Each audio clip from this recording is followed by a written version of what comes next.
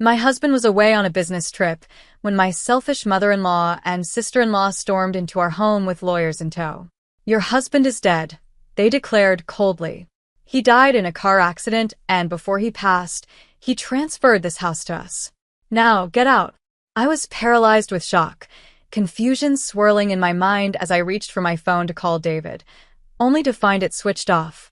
The lawyers coldly ordered me to pack my things, and just as despair began to settle in, a figure appeared at the doorstep, changing everything in an instant.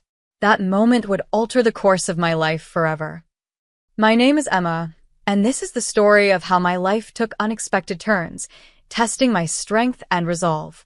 I'm 36 years old, and for the past 8 years, I've been married to David, the man I believed was my rock. We live in a charming old house in Seattle, one I inherited from my parents. It's filled with memories and the warmth of my childhood, but recently, it has become a battleground for family dynamics I never anticipated.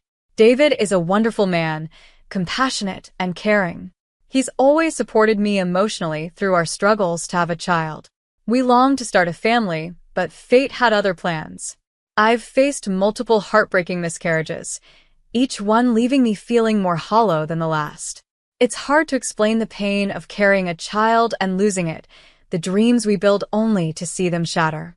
Every time I had to share the news of another loss with David, I felt like I was chipping away at the foundation of our love. Despite the emotional turmoil, David has always stood by me. He's the kind of person who puts his family's needs above his own, often sacrificing his own happiness to ensure others are cared for. His heart is big, but I often feel like I'm competing with his family for his attention. His mother, Mrs. Walters, and his sister, Sarah, seem to view me as an outsider.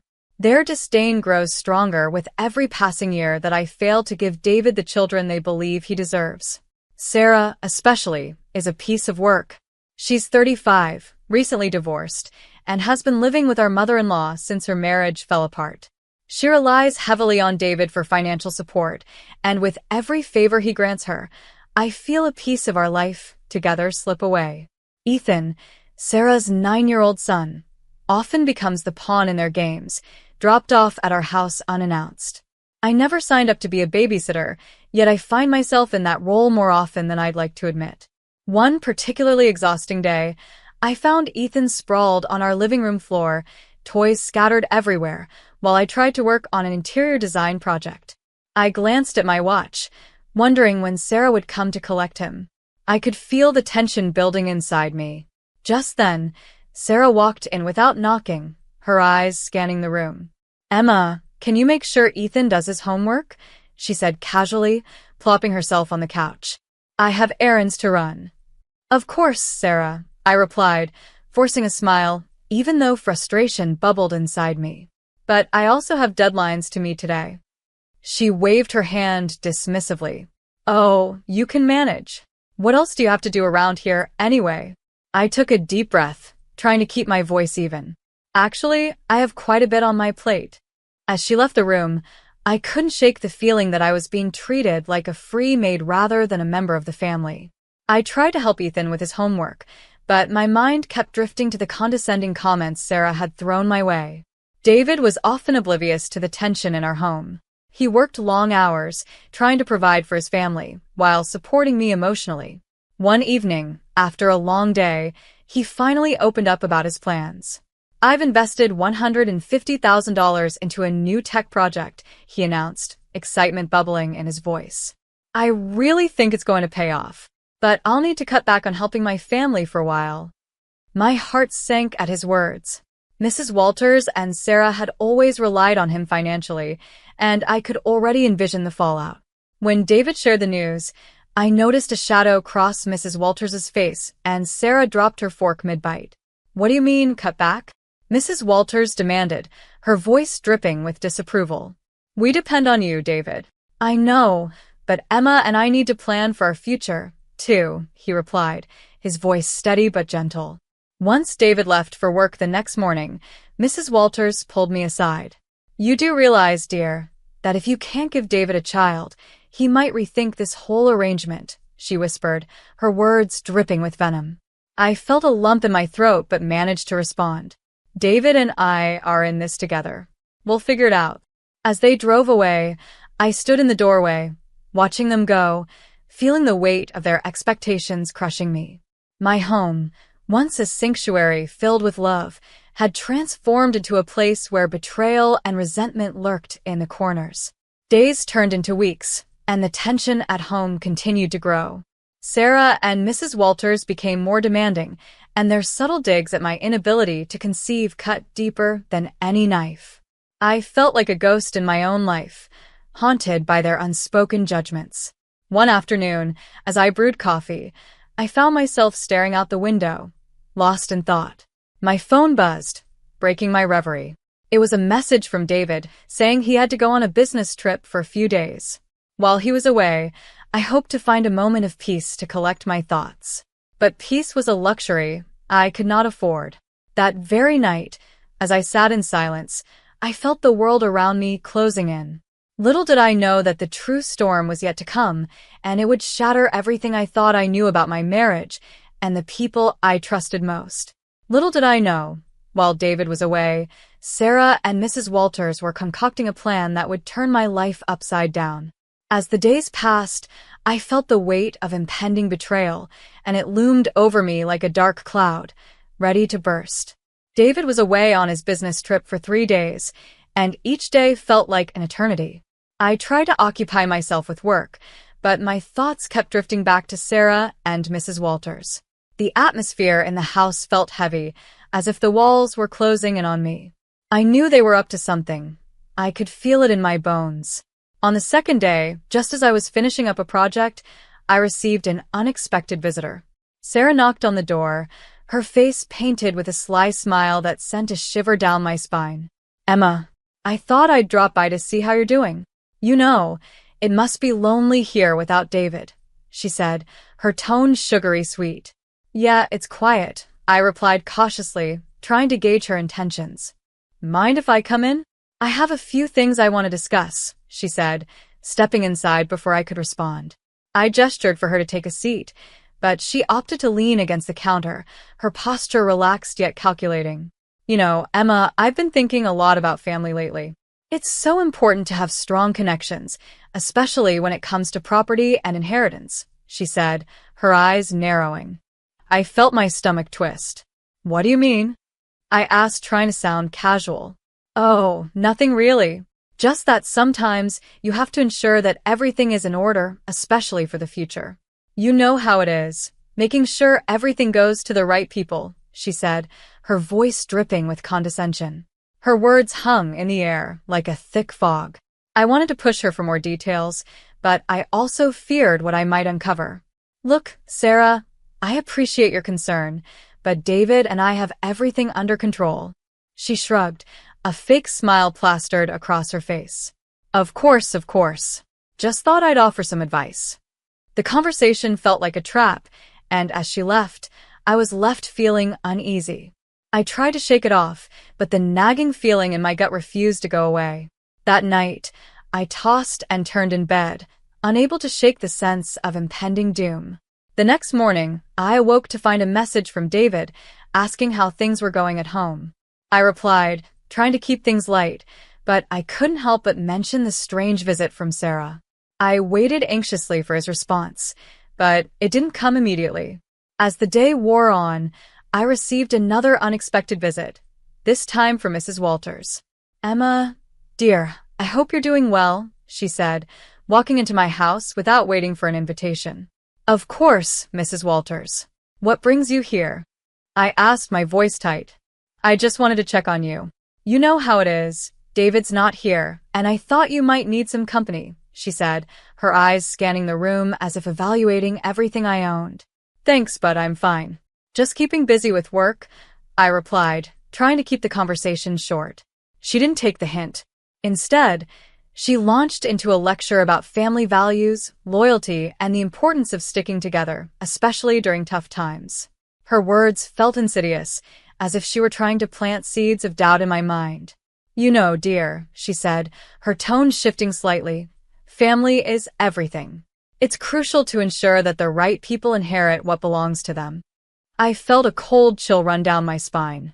What do you mean by that? I asked, forcing myself to remain calm. Oh, nothing at all. Just a little advice, she said, her smile not reaching her eyes. You can never be too careful. I nodded, dismissing her words as mere manipulation. I knew what she was trying to do. She wanted to rattle me. But I had no idea how deep their plans truly ran. Days passed, and with each passing hour, the tension continued to build. David returned home late on the fourth day, exhausted but relieved to be back. How did everything go? He asked, wrapping his arms around me. It was fine, but there were a couple of strange visits from Sarah and your mother, I confessed, trying to keep my tone light.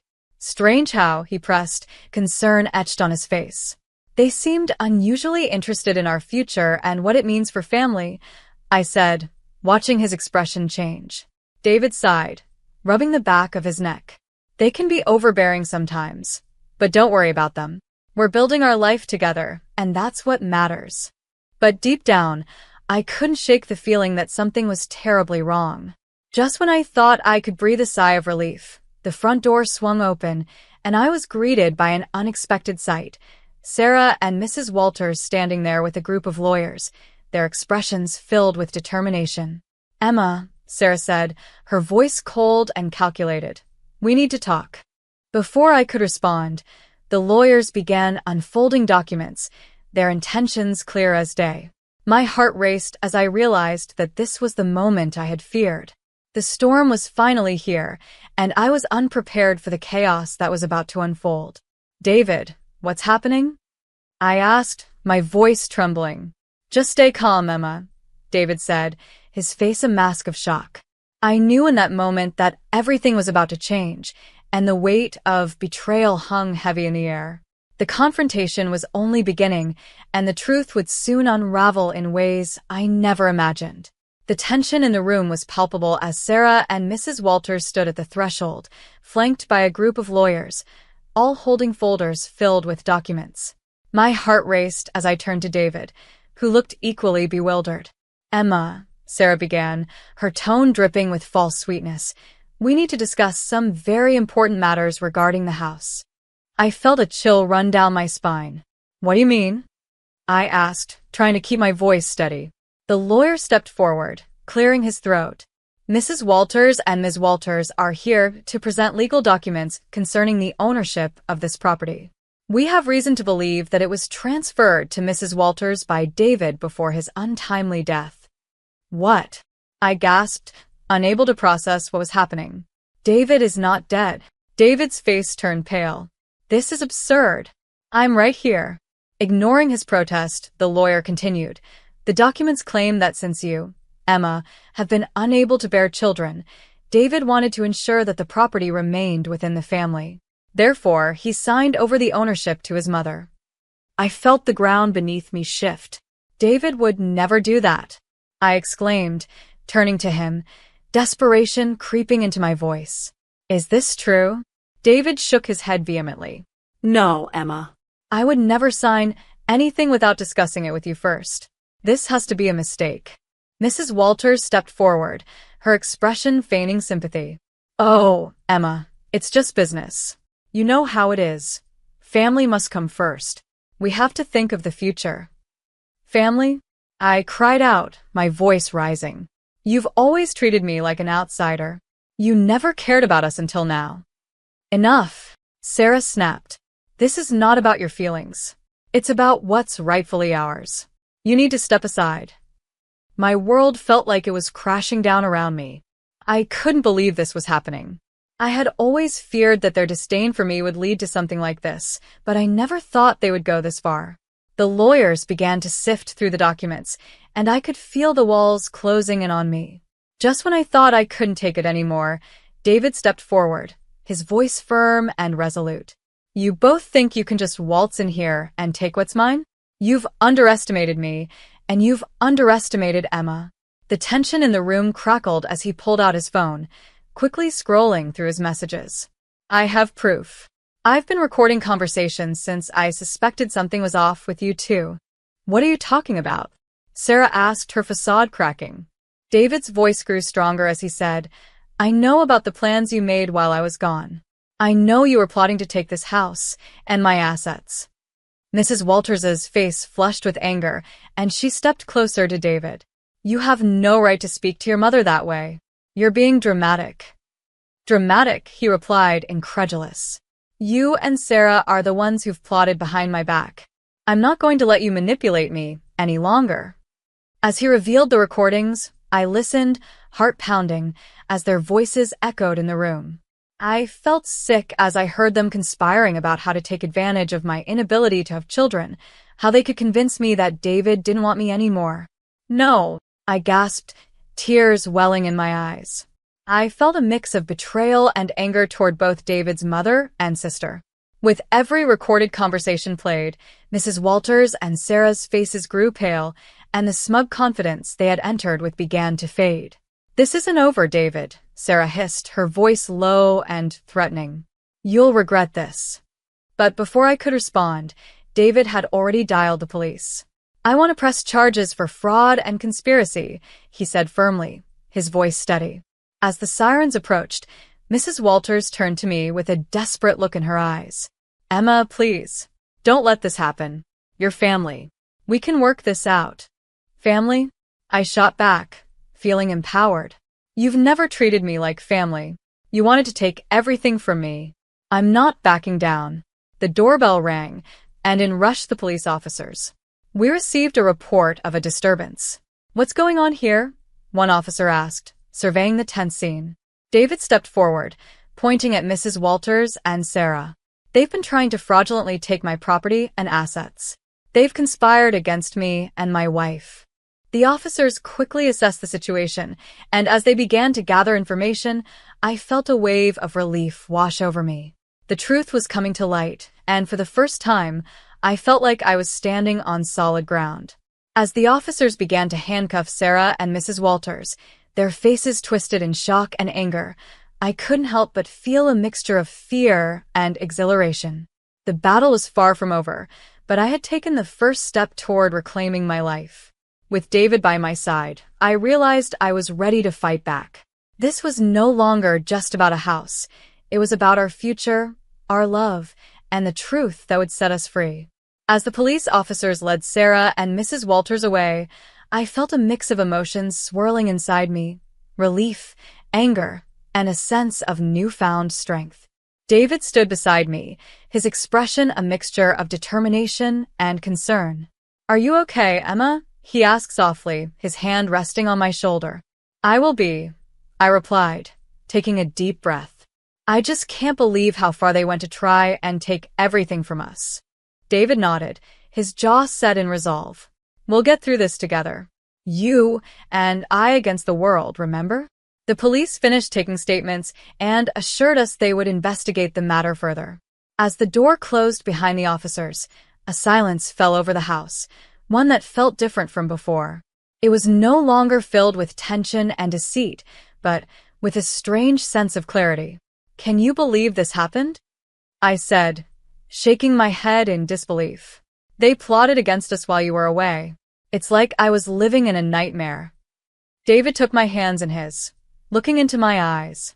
"Emma, we're done living in fear. This is our home, and no one has the right to take that away from us. We'll make it through this." With the burden of their betrayal finally lifted, we decided it was time to heal. David suggested we take a trip, just the two of us, to reconnect and remind ourselves why we fell in love in the first place. "Let's get away from all this for a bit," he said, his eyes sparkling with hope. "I want to show you how much you mean to me." The very next weekend, we packed our bags and headed to a cozy cabin in the mountains. The scenery was breathtaking, and as we settled in, I felt a wave of peace wash over me. We spent our days hiking, exploring, and talking about everything: our dreams, our future, and how we wanted to build a family together. One night, while sitting by the fire, David took a deep breath. "Emma, I know we've been through so much, but I want you to know that you are my priority. We'll find a way to have the family we both want, whether that's through adoption or naturally. We're in this together." Tears filled my eyes as I leaned against him, feeling the warmth of his love envelop me. "I can't wait for our future, David." I finally feel like we can build something without their shadows looming over us. After our trip, we returned home with a renewed sense of purpose. We decided to start the process of adoption, something we had always talked about but never pursued.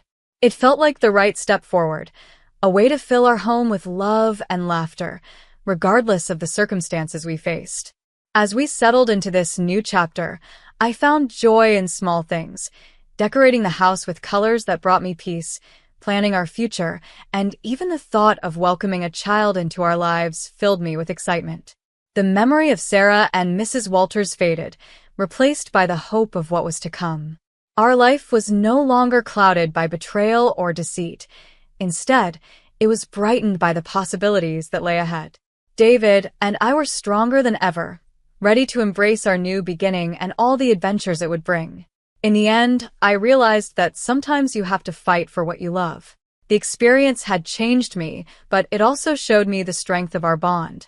As we closed the door on the past, I knew we were ready to face whatever the future held, hand in hand, hearts united, and filled with love. Several years ago, when I married my husband, a new family member, my sister-in-law Sophia, joined my life. At first, deep down, I hoped that the two of us could get along well together. However, it seemed I was the only one who felt that way. I couldn't sense Sophia's intention to deepen our relationship. On the contrary, she often looked down on me. She seemed to value my existence only for money. The most blatant revelation of Sophia's true feelings was during a phone conversation one day. She said coldly, "If you're looking for your bank book, you better give up now because I have it." "Why would you say that?" I asked. "Isn't your wealth, in other words, your money, essentially mine? So even if I spend it all, I think it shouldn't be a problem." Frustrated, I retorted, "My assets are mine. They're not yours." She laughed it off. "Do you believe that?" "That's amusing." Since that incident, I believed that reconciliation with Sophia was impossible, and I began thinking of ways to get back at her. When I reached the stage of executing my plan, my sister-in-law confidently blurted out, "Once you married into our family, isn't it natural to think everything you have now belongs to the family?" I was just dumbfounded and could only mumble, "That's not how it." I bought a new car using the bank book balance. What with drawing a large amount at the counter raising suspicions, I carefully withdrew $3,000 multiple times using an ATM. There's no balance left in the bank book, so forget about the money. Sophia laughed loudly. That smile was filled with pride, as if she was declaring her victory. It was clear that Sophia was in a very good mood, so I decided to counterattack at that moment. "Then, I'll give up on the bank book and the money inside it, as you say," I said. "What are you talking about?" she asked. "You said earlier to forget about the bank book and the money, didn't you?" "I did say that," I responded, "but you're the one who needs to give up." "Could you tell me why? Isn't it obvious the bank book is in your name? Did you carefully check the name on the bank book?" "Of course, it was stored on a shelf in your house, so it must be in your name." Sophia's voice was filled with irritation. However, I didn't flinch. Her slip of the tongue just now became a significant advantage for me. "Sister-in-law, it seems you have a little misunderstanding," I said. After that preface, I began to explain the whole story to Sophia slowly and carefully. "My name is Emma. The story goes back to when I decided to marry my husband, Lucas. My husband's family runs a metal processing business. My father-in-law is the president, and my mother-in-law handles all the office tasks. My husband works hard as an employee in that company. Many talented people, including my husband, work for the company. It can be said to be a fairly large-scale business. I truly want to support the company my husband's family runs, but amidst all this, I noticed my mother-in-law looking exhausted. I began to wonder if administrative work usually involves such a burden, so I decided to ask my mother-in-law directly about her health and the situation at work. "Mother, is something bothering you?" I asked. "Thank you for your concern," she said. "Two office staff members resigned recently, and as a result, I've been handling most of the tasks by myself." "What? That must be tough, especially managing everything on your own," I exclaimed in surprise. From my mother-in-law's detailed account, I learned that the two office workers had left the company after getting married. Additionally, they were having trouble recruiting new clerks, and there didn't seem to be a clear policy regarding hiring. So, I decided to make a suggestion. I have experience in administrative work from before. If there's any way I can help, even a little, I'd be more than happy to support, I said. My mother-in-law's expression brightened. That would be very helpful. Of course, we intend to compensate you appropriately, so thank you in advance, she said. Triggered by this conversation, I became actively involved in a support role in my father-in-law's company. My administrative experience was quickly put to use, and my father-in-law greatly appreciated my support. My husband always looked out for me. He seemed concerned if I felt stressed balancing household chores with work. You only need to help until a new clerk is hired, he said. I don't want you to overwork yourself. Thank you, Lucas, I said. But I communicate well with your mother, and compared to my previous workplace, the environment and atmosphere here are much better, so I don't intend to quit anytime soon. My husband respected my decision. One day, out of the blue, my mother-in-law exclaimed, "Oh, I completely forgot to go to the post office. That's concerning. Would you like me to go for you?" With my kind offer, a smile spread across her face. "No need, Emma," she said. I was planning to do some shopping too, so I'll go. Leaving those words behind, she hurriedly left. During the short time she was out, it seemed almost planned when my sister-in-law appeared in the office. "Long time no see, Emma." Sophia's voice was warm. "Sophia, do you have something to discuss?" I asked. "I was just passing by and thought I'd drop in," Sophia smiled sweetly. "I've heard rumors that she's currently working in a restaurant since she doesn't have a full-time job, but I didn't know the details about her current job situation or how her life has been." As I was contemplating whether to ask Sophia about her situation, she suddenly turned to me. "Emma, I'm curious. Are you getting paid for working here?" "Yes," I said. "The pay isn't much for the administrative work I do, but I am compensated." I intended to help without any payment, considering the nature of the work and my role in the family. However, my father-in-law suggested that hiring me officially and paying a salary would be smoother for tax and internal management reasons, so I chose that route. The salary I receive is just the minimum for a newbie in admin roles, so it's not much. I wasn't sure how much Sophia knew about my salary situation, but from her attitude, it seemed she was expecting something. "In that case, could you share a bit with me?" she asked. Taken aback, I reflexively asked, "What do you mean by a share? Are you asking to borrow money?" Trying to understand her intention, I continued, "That's not what I meant. I want you to give me part of that salary." "Part of the salary?" Don't make me repeat myself. "Just give it to me now." Sophia's expression suddenly changed, and she approached me. She then noticed a small safe on the table. "It's in there, isn't it?" Saying that, she reached out for the safe in a panic. I blurted out, "Wait. That contains important funds for the company." "Company funds? This is a company run by our father, right? If so, that money belongs to him, so there shouldn't be a problem with me borrowing a bit of it," she argued back. That wasn't the issue. I tried desperately to stop her, but Sophia's determination was unyielding. In the end, she forced open the safe and took out several bills. "I'll be taking this." "Give it back," I said. "How am I supposed to explain this to everyone?" "That's your problem, and I'm sure you'll figure it out." "Goodbye," she said, whistling. Sophia made her exit. I stood there in shock, watching her leave the office. While I couldn't determine the exact amount, I didn't think she took that much, right? I need to check what's left.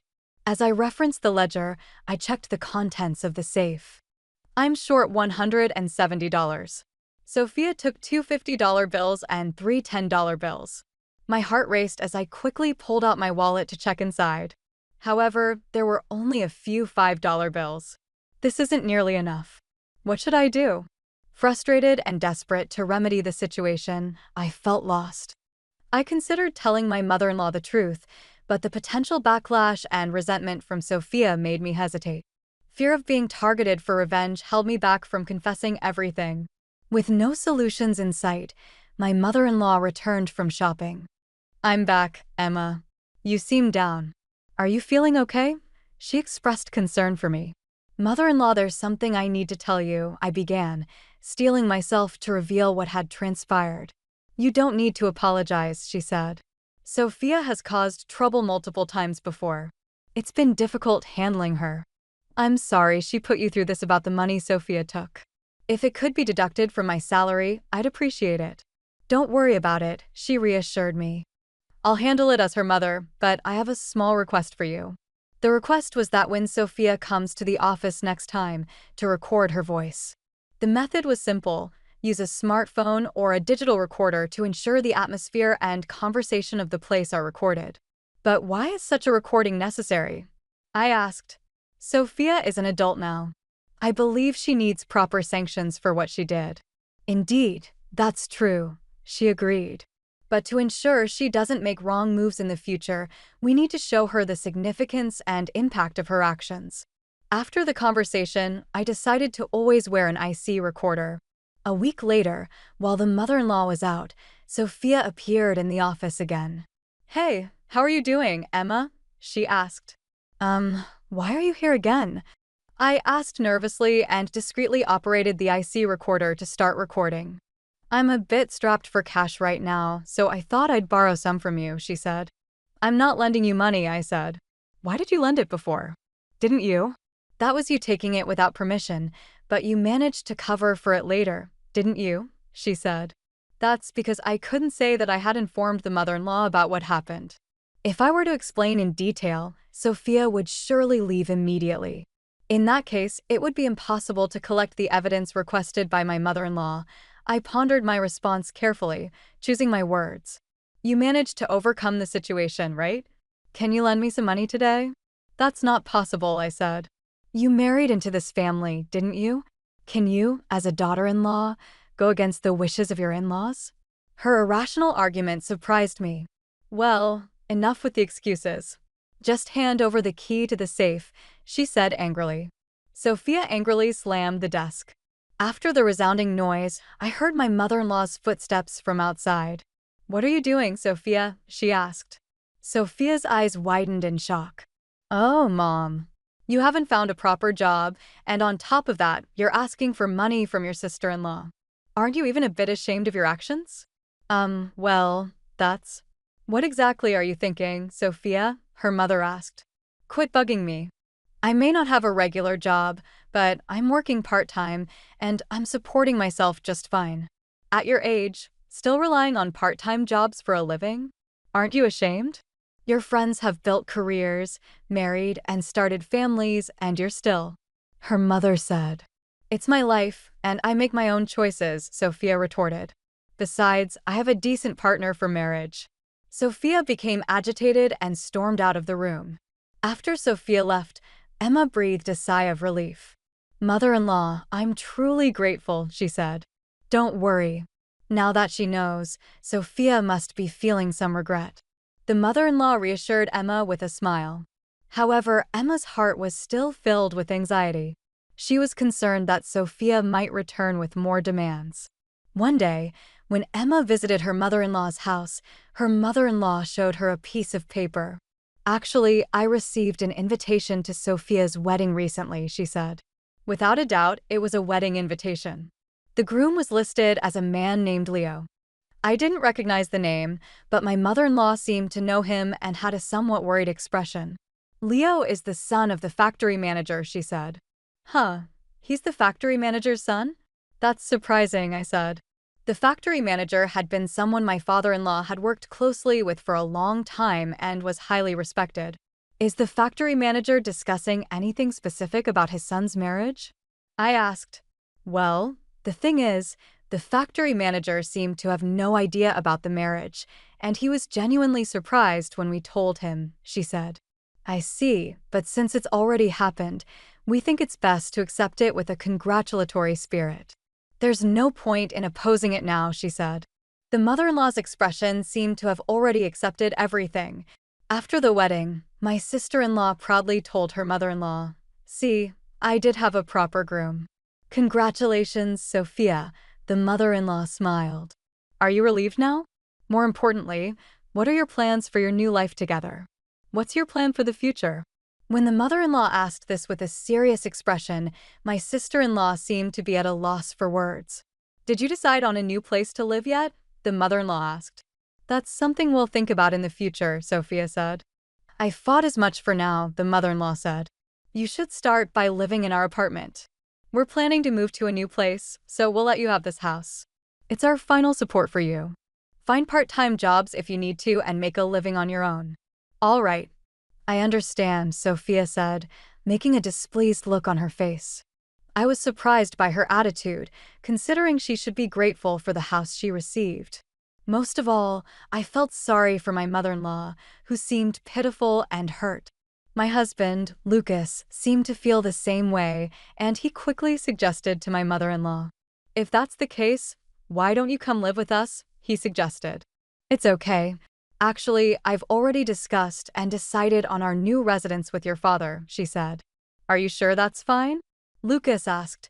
"Well, just for the time until we move into the new house, can we leave some of our belongings at your place?"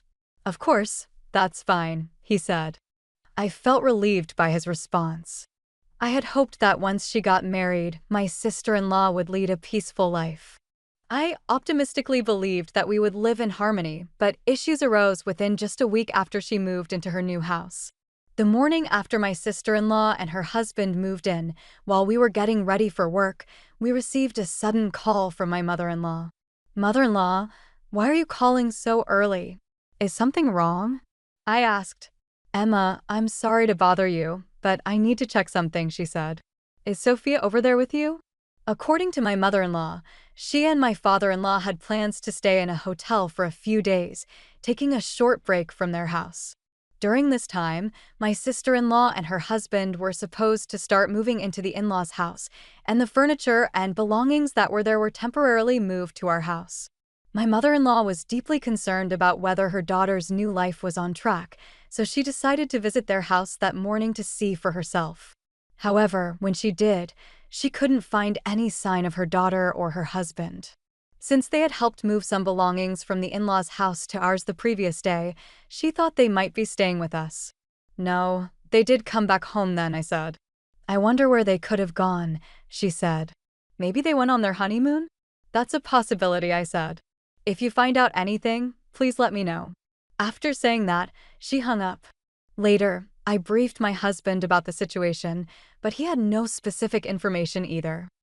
I felt I didn't need to be involved any further, so I decided to just wait quietly for my sister-in-law to get in touch. However, as the days went by, the lack of contact started to become concerning. My mother-in-law seriously began to consider filing a missing person report with the police. In the middle of discussing this decision in our living room, she paused her train of thought and calmly said, "I'll go get the bank book for a moment." "What for?" I asked. "I want to withdraw some money, just in case. If we do end up having to search for them, there might be some expenses involved." She spoke with a worried tone. I understood her forward thinking and decided to wait silently in the room. Suddenly, from the next room, I heard her shocked voice. "What? I can't find the bank book." Responding to the voice, my husband, Lucas, and I hurriedly went to the adjacent room. Inside, my mother-in-law looked flustered in front of a shelf, checking the contents of the shelf. It was empty. "Did you keep your bank book here, ma'am?" I asked to confirm, and my mother-in-law nodded rapidly in a state of confusion. "Isn't this the shelf we moved last time?" she asked. Reflecting on the events, the move from her house had taken place in 2 stages. The first was the day after my sister-in-law's wedding, and the second was just a few days later, the day before she disappeared. Despite the short time, the 2-stage move was mainly due to work-related reasons. The shelf in question was from the first move. However, neither my husband nor I recalled interacting with that shelf. Neither of us touched or checked that shelf. "But are you sure you kept it here?" Lucas asked. "I'm certain," she said. "I stored it here." But Lucas's doubt irritated her, and they gradually began to argue as I stood confused, watching them. Suddenly, my smartphone rang. The unexpected call in this tense situation startled me. Reluctantly picking up the phone, I asked, "What's going on?" "You sound upset," said my sister-in-law. Hearing her voice, I couldn't hide my surprise. Raising one hand to interrupt the argument between my mother-in-law and husband, I said, "Sis, is that you?" Both Lucas and my mother-in-law noticed and stopped arguing, turning to face me with their eyes locked onto me. They were at a loss for words. Turning to the phone again, I asked, "It is you, right?" My sister-in-law's answer was short and seemed annoyed. "If it's not me, who do you think it is?" "Where are you?" I asked. "We've been genuinely worried about you." However, the sister-in-law casually brushed off the question. "It doesn't matter where I am right now. There's something I want to ask you." From the conversation, it became clear that the sister-in-law had taken the bank book and bought a car with the money inside. That money was originally mine. She even declared that outright. Outraged by her self-centered remarks, I recounted to her the entire commotion that had occurred. "Right now, Mom's bank book is missing, and it's causing a lot of trouble." "What?" "Mom's bank book is missing." Sophia seemed genuinely shocked by this sudden piece of news. "Whose name is on that bank book you have? Could it be under my name?" Just wait a moment," I said. From the other side of the call, the sound of rummaging through belongings could be heard. She probably mistakenly took my bank book, thinking it was the mother-in-law's. However, the mother-in-law hadn't made any significant expenses recently and hadn't noticed it missing. More than a week had already passed since Sophia had the bank book. Likely, the money inside was already withdrawn. After a while, a flustered voice came from the other end. "Wait, is this Mom's bank book?" I knew it. As I muttered, my smartphone was suddenly snatched from my hand. Looking up, the angered face of the mother-in-law held my phone firmly. "Sophia, I've heard everything," she said. "What, Mom? Why?" Sophia asked. "I was worried about you, then I got a call from you, but how did you hear my conversation?" "Because Emma had her phone on speaker," her mother said. I had the phone on speaker to let my husband and mother-in-law know about Sophia's actions. As a result, they had heard everything, including the fact that Sophia had used my bank book to buy a car. "What on earth were you thinking?" "How irresponsible," her voice echoed throughout the room. Apologizing with a remorseful voice, Sophia said, I'm so sorry. Using the company funds without permission and taking someone's bank book. What a mess you've made. Please forgive me. I'll be careful from now on." "It's too late for that," her mother said. "Come home right now and explain." "Yes, I understand," Sophia said. Along with Sophia's shocked voice, a loud thud could be heard from the background. "Hey, Sophia, are you okay?" the mother-in-law asked. But there was no response from Sophia. After a few seconds, Sophia's frantic voice reached her again. "Help me at the convenience store parking lot." Then, the call abruptly ended. It was easy to infer the situation from that brief conversation. While being engrossed in the call, Sophia might have mistaken the gas for the brake. It seemed she had driven the car into the convenience store. Soon after, the police reported that Sophia's car had crashed into the store. Both Sophia and her husband were in the car. Fortunately, neither of them was seriously injured, but the aftermath was problematic. It became clear that my sister-in-law, Sophia, did not have car insurance, leading to a situation where all the repair costs would have to be paid out of pocket. The in-laws were extremely angry, but to contain the situation, they went to fetch Sophia immediately. Witnessing this, Sophia's husband's parents couldn't hide their anger either. Especially her husband's father, who was the manager of a factory, hurled biting words at Sophia. "Since you married into this family, do you think everything should just be provided for you?" he asked. Those words were the same words Sophia had said to me. Just telling my mother-in-law the story was not the end of my revenge. I had the manager, Sophia's father-in-law, listen to a recording of it as well. Since these were her own words, there was no room for Sophia to deny them. Subsequently, the manager had even harsher words and gave an order to Sophia and her husband. "You two have no money, so you will work diligently under my command and give me all the earnings," he said. After these events, Sophia and her husband began working at the factory owned by my father-in-law, under the strict supervision of the manager. They had no other choice, and it seemed best for their financial situation. After that, my in-laws returned to their family home, closely monitoring the daily lives of Sophia and her husband. By day, They worked at the factory, and after work, they lived under the watchful eyes of the in-laws. Feeling the pressure from both ends, unable to bear the harsh environment, when Sophia ran into me at the factory, she came to me crying, seeking help. "I'll do anything," she said. "Please forgive me. Anything." "Then, I want you to work sincerely and pay back the money you took from us," I said. I had never imagined seeing Sophia in such a desperate state, breaking down in front of me. The sight of her at that moment spoke volumes about her mental exhaustion. It's a sight that will probably remain etched in my memory forever. On one hand, I thought, it serves you right, but witnessing her pitiable state, I couldn't help but feel a hint of sympathy.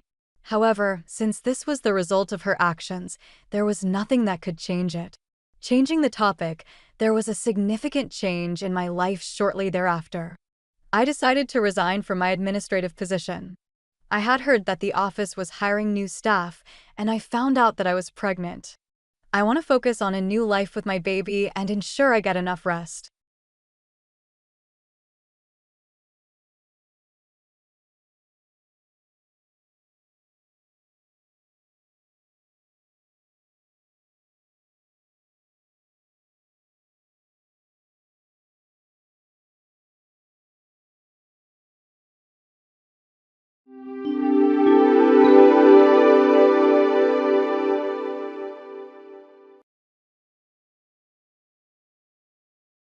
I just had a baby.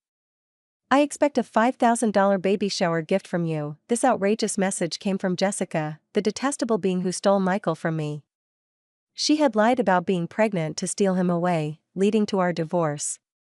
Even though I've tried to forget that day since remarrying, her presence still disrupts my peace. She hasn't changed and is still stirring up trouble without care. I can hardly believe she's my real sister, but now that John has seen this message, ignoring it isn't an option. Reluctantly, I agreed to attend the celebration since John suggested we go. John seems to have a plan. He's a warm and kind person but hates dishonesty. He's smart and skilled at managing work situations, so I trust he has a strategy in mind. She can laugh about it now, but soon she'll have to face the music for all her wrongdoings. Unnail me, John Johnson. I've been working as an office assistant in a local company since I graduated from college. I've been dating someone since my college days. Back then, through our club activities, I met Michael Smith, a medical student at the same university. Michael aims to become a doctor because his dad is a renowned allergy specialist. His father's clinic is super popular with patients from all over the country seeking treatment there, being the only son of a solo practitioner and heir to a well-known clinic. I thought he was a smart, well-off guy, but that was my bias. Talking to him, I found he was unique, and we both liked the same film director's work. I wanted to get to know him better, so I made the first move. "Hey, have you seen the new movie by that director? If not, want to go see it together?" A woman who likes those films? That's a bit surprising. I don't have many fans in my circle. I'm so glad I can watch it with you. My efforts paid off, and he began to see me as someone special. Our relationship continued, not just through college, but afterward too, and Michael proposed to me when I was 25. I'm still learning to be a doctor, but in the future, I want to take over my dad's clinic and be a great doctor. I want you, Naomi, to be there to see it all. Will you marry me? Of course, I'd be delighted. Let's have a happy life together. I was on top of the world, pregnant right after getting married. Michael would be a great dad, boy or girl, as long as the baby was healthy, that was all that mattered. Michael was probably just as excited for the birth, but then my happiness shattered. I suffered from severe morning sickness, constantly battling nausea and feeling unwell. I couldn't keep up with my job post-college and had to resign.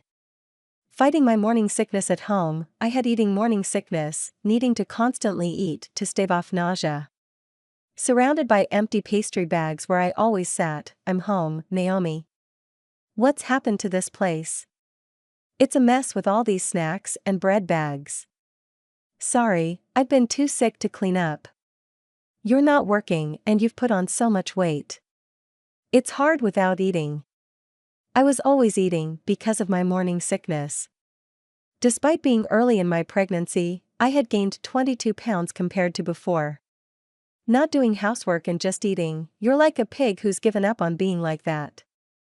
That's harsh, he laughed mockingly at me, someone who could barely move during her morning sickness. I couldn't believe he could be so cruel. Was my judgment that off? Maybe once the baby was born, Michael would return to his kind self. I held on to that faint hope, but it too would soon crumble. One day, my sister Jessica came to visit. "Oh, Naomi, you are here. What a mess, though." "Sorry for the mess." "That's fine. I'm used to this place, like a second home." There she was, my sister Jessica, appearing before warning out me struggling with morning sickness and feeling awful. Jessica occasionally visits our home, but at that moment, I was too unwell to properly entertain her. Hoping a little chat might distract me, I decided to start a conversation. "You know, it looks like the baby in my belly is a girl. I keep thinking about dressing up and going shopping together someday." "Wow, I didn't know you were thinking about things like that. Does Michael know it's going to be a girl?" "Girl, yeah. I told Michael right away it's a girl, and you know I dream of wearing matching outfits with my child." "Jessica, you've always been so stylish. I'm counting on your advice when the time comes then." Jessica turned around, smiling meaningfully. "That's right, Michael is still a rookie doctor, but he'll eventually take over the family clinic." "Poor Michael, having you as a clinic director's wife." "Stop it, Jessica, that's too harsh. You have a sharp tongue." Jessica is quite sarcastic and sometimes says things that hit her hard. As her younger sister, I've gotten used to it over the years, but still, it can be quite tough when I'm feeling unwell. But Jessica quickly returned to her usual smile and waved her hand. "Sorry, I just slipped into my usual mode." "So, Naomi, anything bothering you lately?" "Bothering me? Well, Michael's been coming home late lately. He's a doctor, so it's unavoidable, but he seems to be at the hospital all the time, even on weekends. We hardly have time to talk these days." "I see. Well, it's no surprise considering someone like you claims to be a doctor's wife." I felt a chill at Jessica's icy smile. "What I came to talk to you today." As she said this, Jessica glanced toward the living room door. Then entering from the living room door was Michael. "Michael, did you get off work early from the hospital today? I need to talk to you. Let's get a divorce." "What kind of joke is this? What do you mean?" As soon as I got back, I couldn't understand what Michael was saying at all.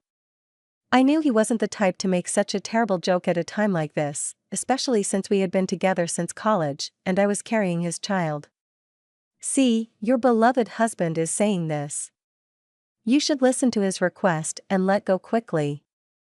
"What, Jessica?" Michael looked at me awkwardly. "I can't see you as a woman anymore after you kept eating and gaining weight. But this is morning sickness. I feel sick if I don't eat." Jessica looked triumphantly at me. "That's the way it is, and the baby in your belly, being a girl, she won't be the heir to the Smith Clinic. But in my belly, I carry Michael's child, a suitable heir." "Jessica, I felt a sinking feeling as I watched Jessica lovingly stroke her belly. "I'm 3 months pregnant, and it's a boy according to the tests." "You can't be serious, Michael. What are you doing while I'm going through all this pain?" "That's why all your excuses, quitting your job and just eating all the time, are unacceptable. I'm tired of watching you lying around constantly eating snacks. I take care of myself, so I don't have morning sickness even when pregnant. I won't lose my self-control and eat like a pig unlike you." I was at a loss for words, seeing Jessica's smug face and Michael looking down at the floor, guilt-ridden. Is Jessica being pregnant with a boy? I didn't know, but as an heir, I want a son. I prefer a beautiful wife like Jessica over a woman who keeps gaining weight without restraint. That's just wanting an heir, and a beautiful wife is your selfish desire, isn't it? I'll pay alimony, so let's part without any fuss. Seeing Michael apologizing, I knew that things could never go back to how they were after that. Michael and I divorced, and I gave birth to our daughter as a single mother. His promise of alimony turned out to be just words with no actual payment. Post-delivery, I had to work to survive since I had no one to rely on. Not knowing what else to do, I took a job at a nearby department store that's hiring. Life is unpredictable. My hard work and character caught the attention of someone. It was John Johnson, a well-regarded manager in the external sales department. Tough day. You're always working hard. Thanks. I'm about to finish up soon. Are you done for the day, John? Yeah, oh, there's this great Italian place nearby. I want you to try it, Naomi, and this, it's a little gift for your daughter. Through light conversations every time we met, we were drawn to each other and began dating, which led to our remarriage.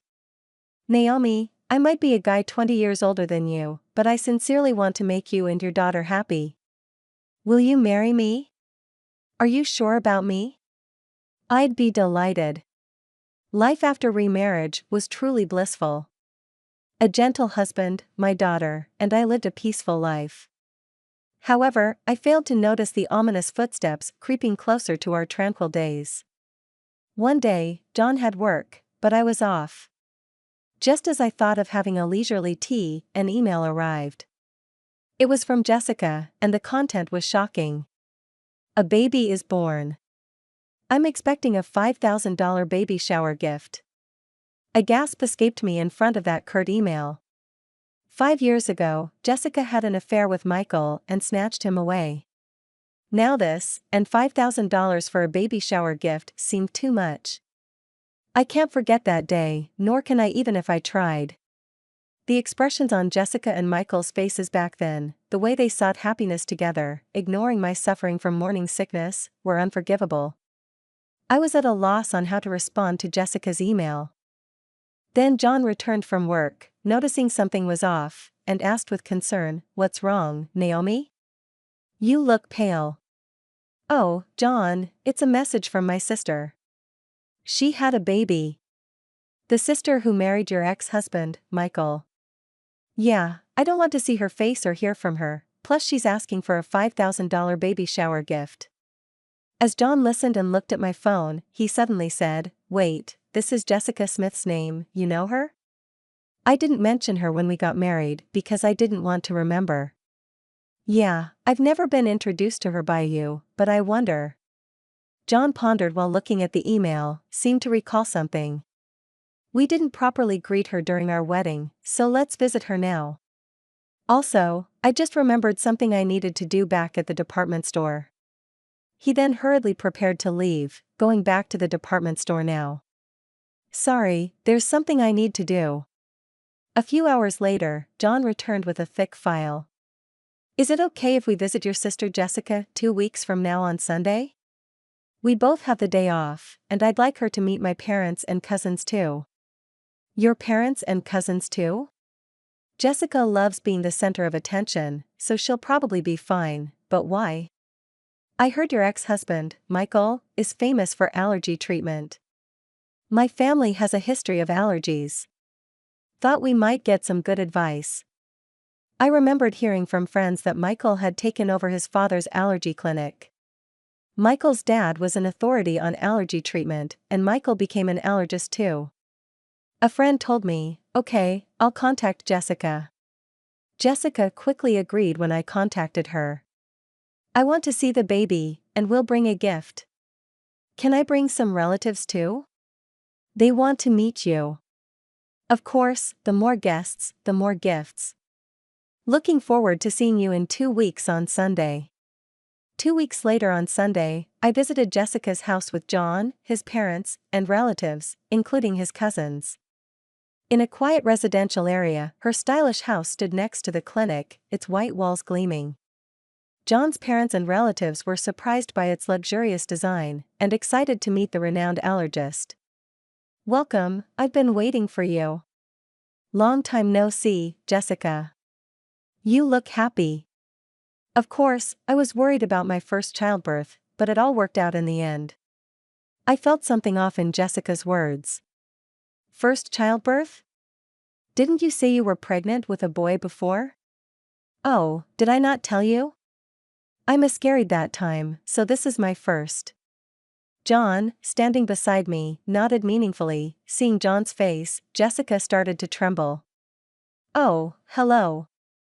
Nice to meet you. Hello, you must be Naomi's sister. I heard a bit about the miscarriage. Yes, but I don't want to remember the miscarriage. Jessica turned her face away in a huff and started to walk off. Sorry about that. Oh, there's something I wanted to give you, Jessica. What? Something for me. John handed her an envelope. It's pastel color, and the word congratulations written on it are thick enough to be noticeable even from the side. Here you go. I wanted to give this to Jessica personally. Got it. Right, just what I've been waiting for. I glanced at John and whispered to him, hey, we aren't rich, and we don't have to give Jessica the $5,000 she asked for. But John, unfazed, cut me off. It's fine, trust me, you'll understand if you watch. What do you mean if I watch? While we were talking about the envelope, Jessica had already started opening it. I need to check if it's exactly $5,000. With this thickness, it might even be $10,000. The cute envelope was torn open with a ripping sound. Jessica's face clouded over the moment she opened it. What's this? John stepped forward with a salesperson's smile to explain. Mrs. Jessica Smith, this is a detailed statement of your purchases at the department store over the past 5 years. You said to put it on my tab, and this is the amount you've accumulated to date. What are you talking about? I don't know anything about this. The statement Jessica held listed names of luxury watches and brand bags. Seeing the 5-digit figure in the amount column, I was in disbelief. Indeed, Mr. Michael Smith himself and his parents are valued customers with an external sales card contract. However, with such a high amount, we needed to confirm, just to be sure. My husband is the famous allergist, Michael Smith.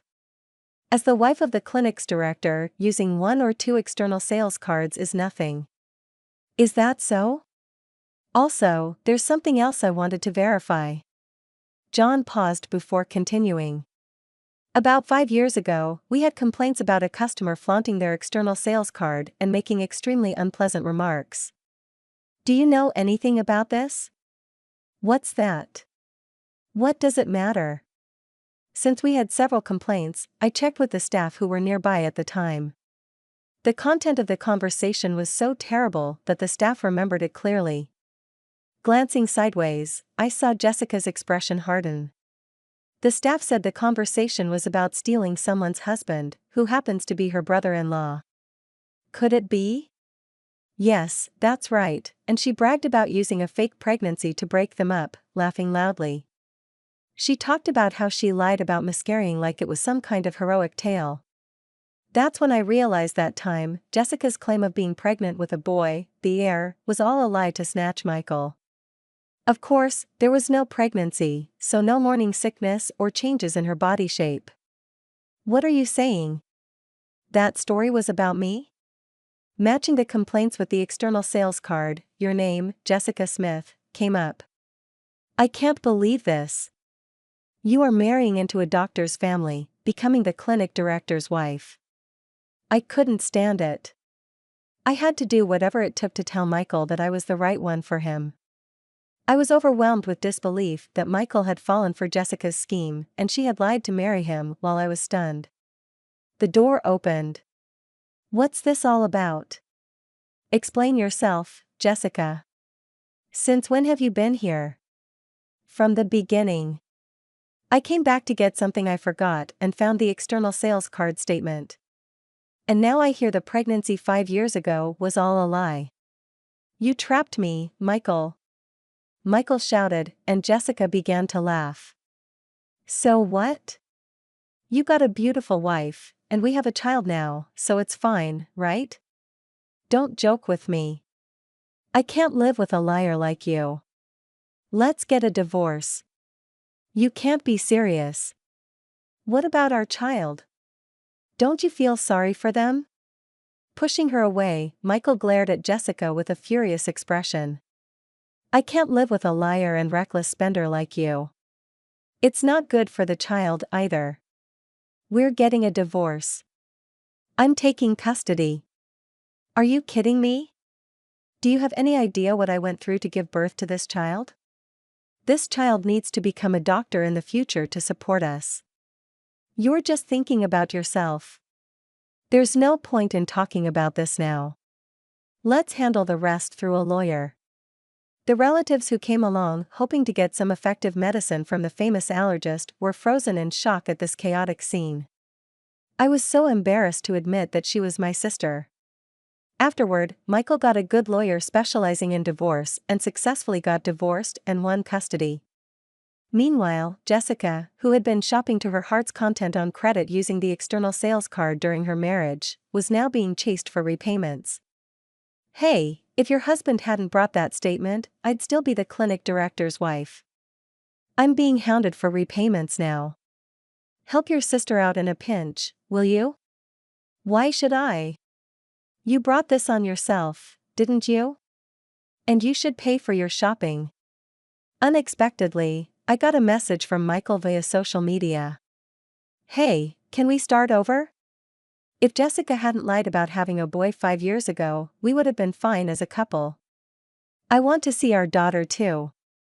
I have forgotten how you left me suffering with morning sickness and mocked me, then cheated on me. After 5 years of no contact, the last thing I wanted was to see his face again. Michael seemed to be struggling to keep the clinic he inherited from his father running, but you can't stop gossip. Due to the infidelity rumors, patients stopped coming. The Smith Clinic, which Michael inherited, had a 1-star rating and unbelievably bad reviews on a hospital review site. It seemed only a matter of time before he would have to close the clinic. He was so fixated on inheriting, ironically, he was so obsessed with having a male heir. My husband, daughter, and I continue to live happily as a family. Naomi, are you ready? Shall we head out soon? Yes, I was just remembering how delicious the spaghetti you brought me from that restaurant was back when I was a single mother. John used to order from a restaurant for takeout as a way to approach me back then. My daughter was small, and since we weren't dating, we never ate at the restaurant, just as colleagues. You had just gotten divorced, and were having a hard time, right? I thought even a little bit of delicious food could bring you happiness. It was your kindness that drew me to you. The dish that brought us together back then was just my daughter and me eating takeout, but now it's different. I'm happy that we can eat together as a family. Who would have thought that a day like this, going out with you and our daughter, would come? Let's conclude the story shortly. Life went on, and Naomi and John continued to build their happy life together. They raised Naomi's daughter, who grew up loved and secure, never knowing the tumultuous past her mother had endured. Michael, despite his attempts to rebuild his life and clinic, continued to struggle with the consequences of his actions. The damage he had inflicted on Naomi and his reputation was too great to overcome. As for Jessica, she continued to live a life of superficiality and self-indulgence, her true character revealed to the world, leaving her isolated and alone. In the end, it was Naomi and John who found true happiness, proving that love, kindness, and forgiveness could prevail even in the face of betrayal and heartbreak. Their story serves as a reminder that even amidst the chaos, there is always hope for a brighter future. Thanks for watching. How did you find the story? Let me know in the comments below. Remember to like this video and subscribe to our channel for more awesome stories like this. Your feedback and support mean a lot.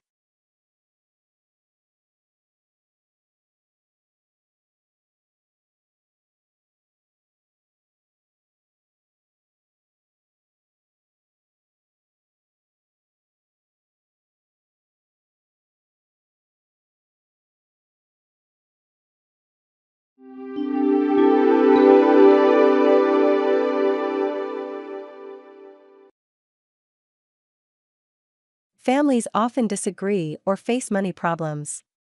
Still, some manage to stay together and live their daily lives. I don't think it's necessary to decide which is happier. My name is Nora. Since I was a child, people have called me strange. I don't know what's odd about me. I just think so because others say I am. It's okay to be called strange, but the problem is my parents avoid me because of it. My childhood was lonely. I could read people's minds and know what they're thinking. I don't understand how I do it, but it feels natural to me, like how ordinary people move their hands or breathe. Once, I felt something bad from a coworker my father brought home. I felt we needed to be careful with that person. I warned my mother, but she ignored me. Later, the coworker convinced my father to sign a contract as a debt guarantor. My mother didn't believe my story, but as my father was leaving the table with the coworker, I said, "Something tells me that the phrase joint and several is dangerous. I'm not sure what solidarity means, but be cautious because of this." My father decided not to sign as a co-signer. Later, when his colleague went bankrupt and couldn't pay his debts, my father didn't have to take on the burden. Another time, when I was out shopping with my mother, I felt a wave of unease coming from behind me. When I turned around, I saw a man wearing sunglasses and a hat, giving off that uneasy feeling. "Mom, let's go that way," I said. I took my mom's hand, and we walked down a side street. She was confused, wondering what was wrong. As we moved, we heard a shout from the main street. "I've been robbed."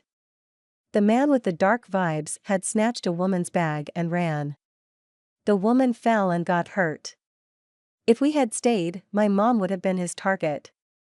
Because this happened a lot, my parents started to avoid me, thinking I was strange. I felt very lonely. What was normal to me wasn't normal to others. I was the strange, eerie child, so I kept my thoughts to myself, even when I felt something was wrong. I stopped saying it out loud. I realized that if I didn't say anything, people wouldn't think I was strange. My younger sister, Olivia, is 4 years younger than me. She's a typical child, unlike me. As I got darker and darker, Olivia became more adorable and cute. My parents clearly preferred her to me. They thought Olivia is lovely, but Nora is dark and shadowy. Nora is odd, even though she doesn't say strange things anymore. I pretended to be normal to avoid the pain my power caused me. I grew up without my parents' love. Whether it was because my attempts to seem normal made me seem unusual, or because once I was labeled as strange, it couldn't be erased, my sister, on the other hand, was raised with their love. She noticed my parents' coldness towards me and began to look down on me.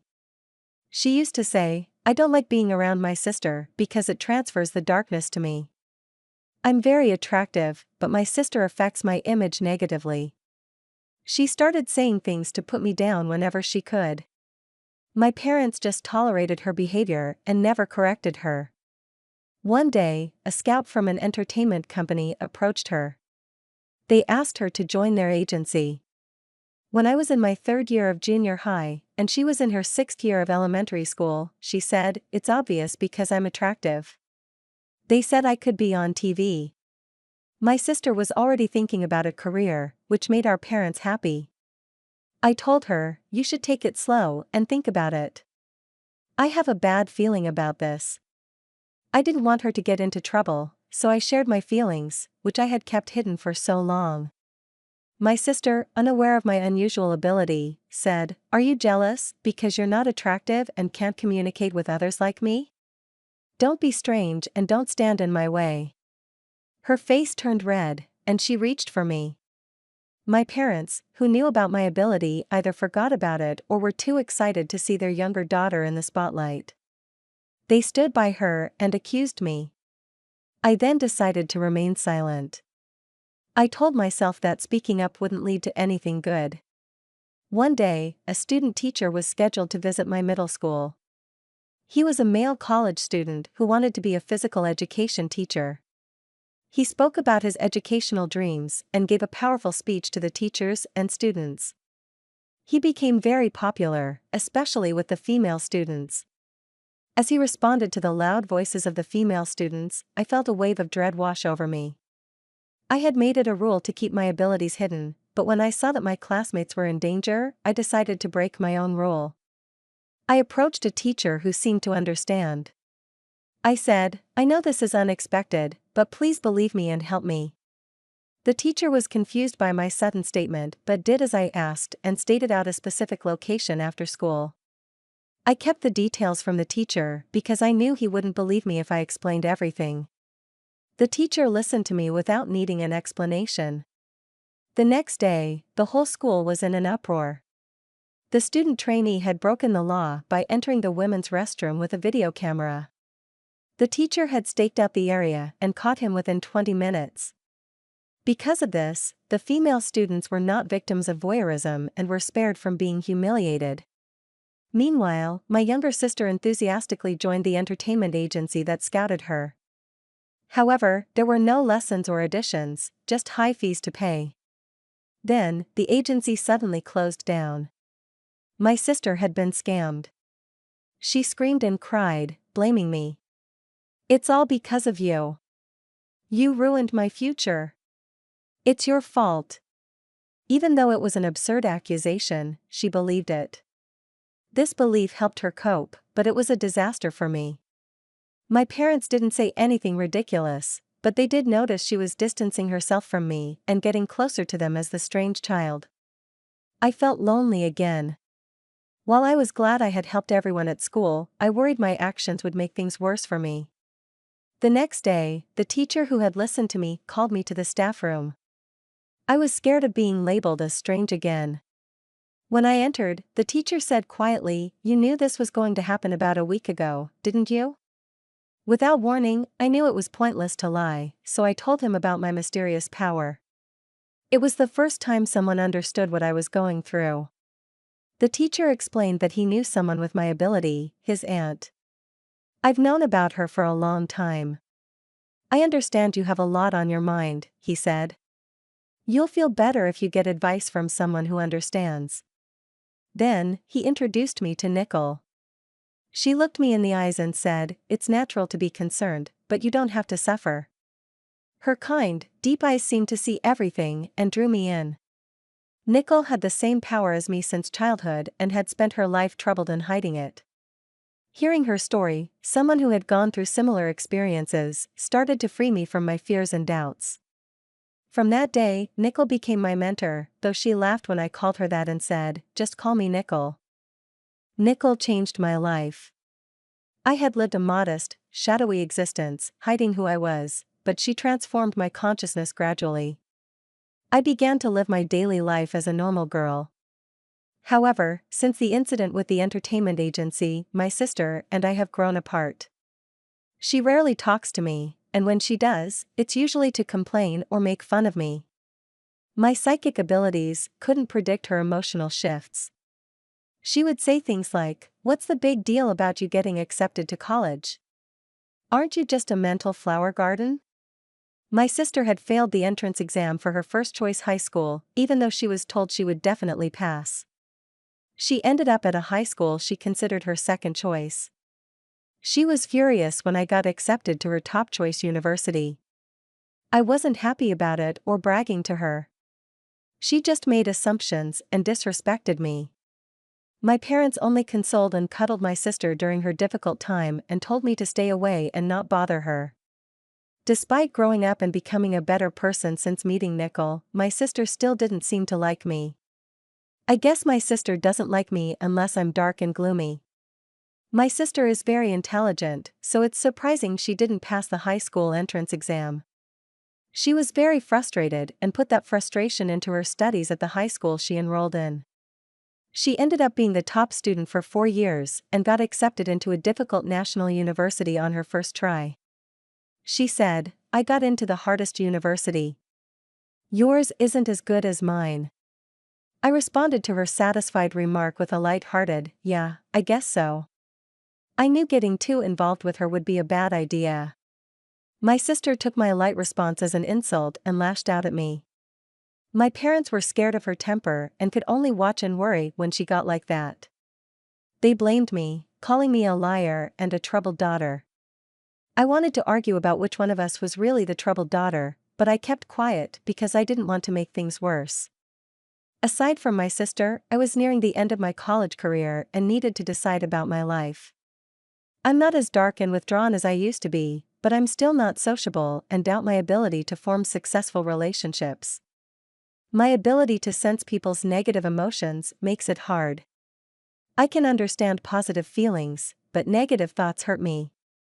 I've been overwhelmed by negative emotions at school and almost stopped trusting people. I was worried if I could do well in a corporate job. I talked to my mentor, Nicole, about this. I was sure she faced similar challenges and wanted to know how she overcame them. She said, "I went through the same difficulties you're facing now. Maybe you should do something like I did." She told me she had spent a long time working as a fortune teller or counselor, helping people with their problems. With your ability, you can really help others and contribute to the world. Working freelance means you don't have to be part of an organization and don't have to deal with people's emotions or relationships, which you're afraid of. It's the perfect job for people like us. I decided to pursue the same job with my mentor's encouragement. She showed me how to do the job and find customers. Thanks to the internet, I can now work from home. When I told my parents and younger sister that I would work from home instead of getting a job after graduation, they asked, "What exactly is it? What kind of job is it? What type of work is it? Then, at least you should do our housework. What about living costs?" I expected these questions, but I was disappointed they weren't more supportive. While I understood their expectations for housework and money, it still made me sad. I could see my sister disrespecting me even more in the future, which added to my sadness. So, my life as a work-from-home employee began. There were no job offers at first, and it was a trial-and-error process, but with my mentor's help, I gradually got work. I couldn't contribute money to the household for about a year, so I focused on housework. My father was not pleased, but my mother was relieved and kept him in check. When I finally contributed money after about a year, my father mocked me, saying, You finally got some money, didn't you?" Despite this, the amount of housework I had to do did not decrease, and my life remained the same. 3 years later, my sister graduated from university and decided to work for a foreign company. The pay was good, and she told me, "Unlike you, I'm not a parasite. I work outside the home." She mocked my work-from-home job, saying, "I have no idea what you're doing. Working from home, isn't that just for fun? You're a parasite in your own home. My pay will increase, and I'm sure I'll be making 15 times more than you. Someone like you could never make that much money." After a year and a half, my sister was promoted to chief and continued to brag about her good salary. However, she didn't contribute anything to the household or help with any chores. She left the laundry, cleaning, meal preparation, and everything else to my mother and me. My mother and I shared the work, but she delegated most of it to me, so I ended up doing almost everything. "Olivia, you need to take better care of yourself," I said. "Instead of spending all your money on yourself, you should help out with the household expenses." She snapped back, "You're a waste of space. You should do all the housework. I'm saving money for my future." My parents sided with her, saying, "It couldn't be helped because she's your sister." I wanted to stay in my current job because it was comfortable, but I began to wonder what I should do with my life. Then, my sister made a shocking announcement. "I'm getting married." There was no warning, and my parents and I were stunned. "He's a wealthy man who earns more than $20 million a year." "Oh, I'm sorry, I became happy first, sister, but isn't marriage just a pipe dream for someone like you?" She said she'd bring her boyfriend over the following Sunday. When the day came, we were in a state of panic due to the rapid events. The man she brought was young, dressed in a suit and tie, and looked capable. "My name is Jack. It's a pleasure to meet you. I've come to propose to Olivia," he said with dignity and politeness. "I told you he was wonderful, didn't I?" "I'll be happy with him," Olivia said. My father, despite being impressed by Jack, asked, "What is your job?" "I'm currently training at a company owned by a friend of my father's," Jack replied. Olivia explained that his father is the company's president. He is training outside the company to be his successor. Olivia seemed overjoyed at the prospect of marrying the future president of a company. We talked about various topics before Jack left. Despite a few gaps in the conversation, my parents seemed pleased with him. However, I felt a shadow of darkness from Jack. I couldn't explain it, but I felt it. I couldn't stay silent any longer, fearing that marrying a man with this type of darkness would make my sister unhappy. "Listen, Olivia. You've only been dating him for less than 5 months. Get to know him a little better before you decide to marry him," I said, feeling alarmed. I couldn't explain and tried to reassure my sister with something vague. "What exactly are you talking about, sister? He is a man of great distinction and a future president. You're just upset because you're comparing your situation to my happiness. You're a pitiful person, aren't you?" she snapped. My parents also yelled at me to stay out of the way. "Such a wealthy man will soon be our son-in-law. You're nobody, so at least stop interfering with your sister's happiness." It was clear they wanted their daughter to marry a rich man so they could live in peace in their old age. I was filled with rage because I couldn't tell my sister about the dark shadow I sensed around her. In the meantime, they got engaged, and a meeting between the two families took place. My sister's fiancé's parents seemed just as respectable as Jack, but I still felt the same dark presence around them. However, the wedding day arrived before I could warn my sister and parents, who were too excited to listen. "The president of our company is attending today's reception. Do you know how talented and promising I am?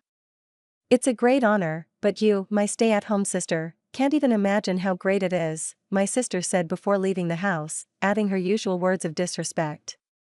They pledged their eternal love at the hotel's wedding hall and then entered the reception hall. My sister looked happy with a big smile on her face, but I was concerned about how long that happiness would last. The president of the company gave the speech as the guest of honor. It was a congratulatory speech that praised my sister, and she was pleased with it. After the speeches, drinks and food were brought to each table. The food looked delicious, but I began to feel uncomfortable. Nothing had been brought to my table at first. I thought it was just a delay, but other tables had already received drinks and orders one after another. It was obviously strange. I was the only one who hadn't received anything. The people at my table noticed and started to feel uncomfortable too. At that moment, my sister came up to me and whispered with a laugh, "Free food is not for people like you. This food is too good for you. Just go home and eat potato chips. Leave our wedding gift and go home." My eyebrow shot up at her outrageous words. The groom was grinning and nodding from his seat.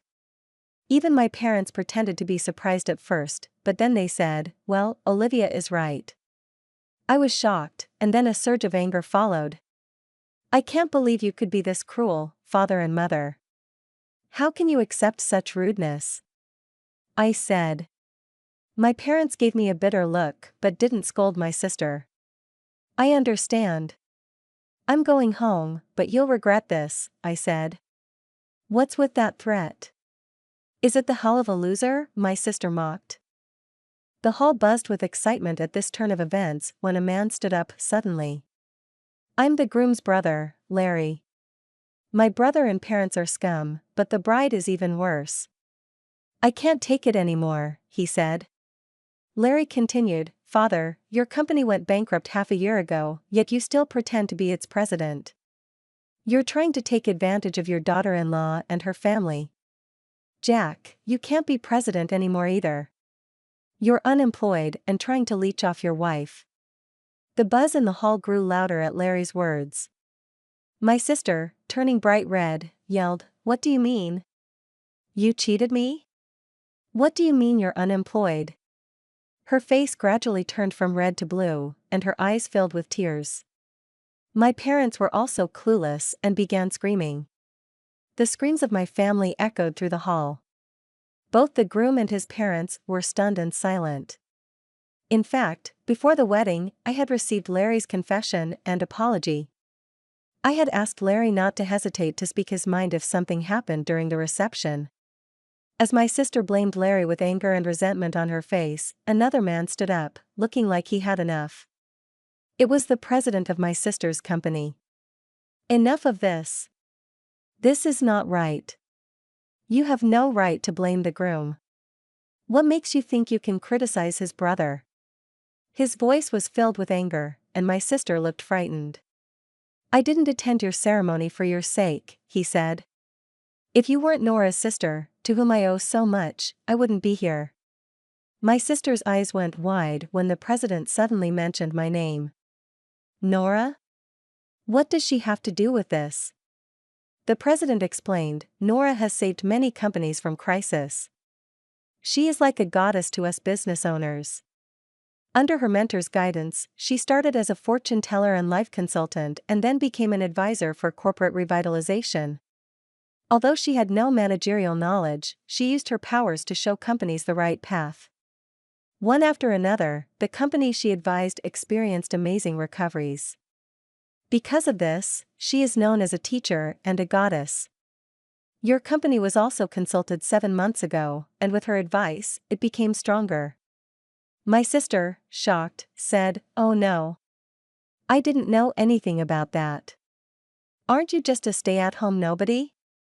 Thanks to Nora, my business is going well. I have a good job and now earn more than you do.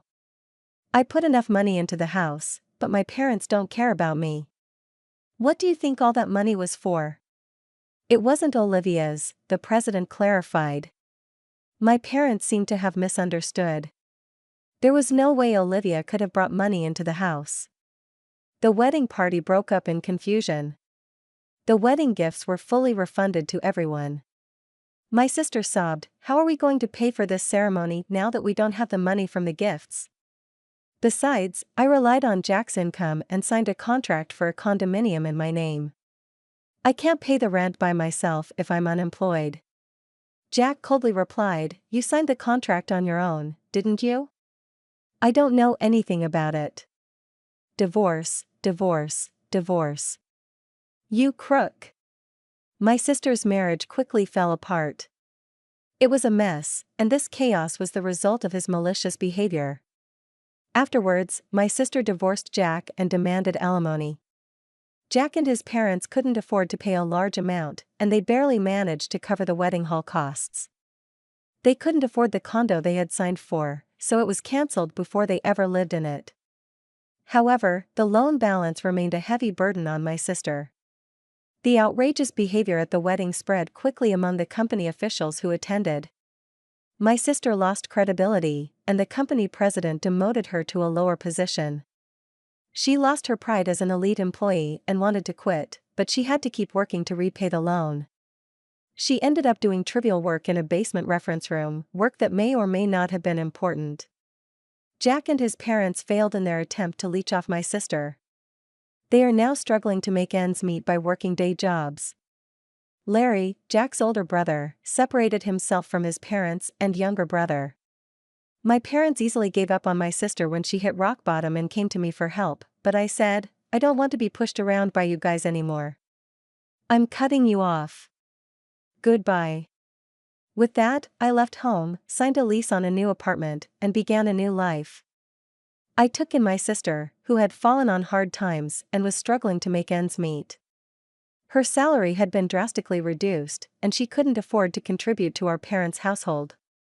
Naturally, I also stopped putting money into my parents' house, unable to lower their standard of living.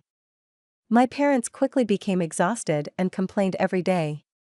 My business is going well, and I am helping many companies and people positively. After the wedding incident, I started dating Larry, and he recently asked me to be his girlfriend. If things continue as they are, marriage is on the horizon. I can't wait to build a happy life with Larry, who has a clear heart and no dark shadows. Thanks for watching. How did you find the story?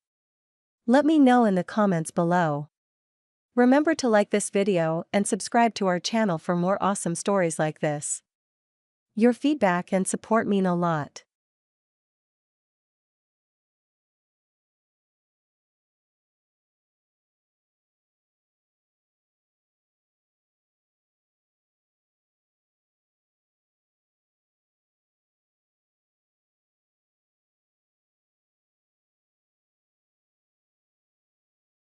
My name is Nancy, and I'm 27 years old, living in Austin, Texas.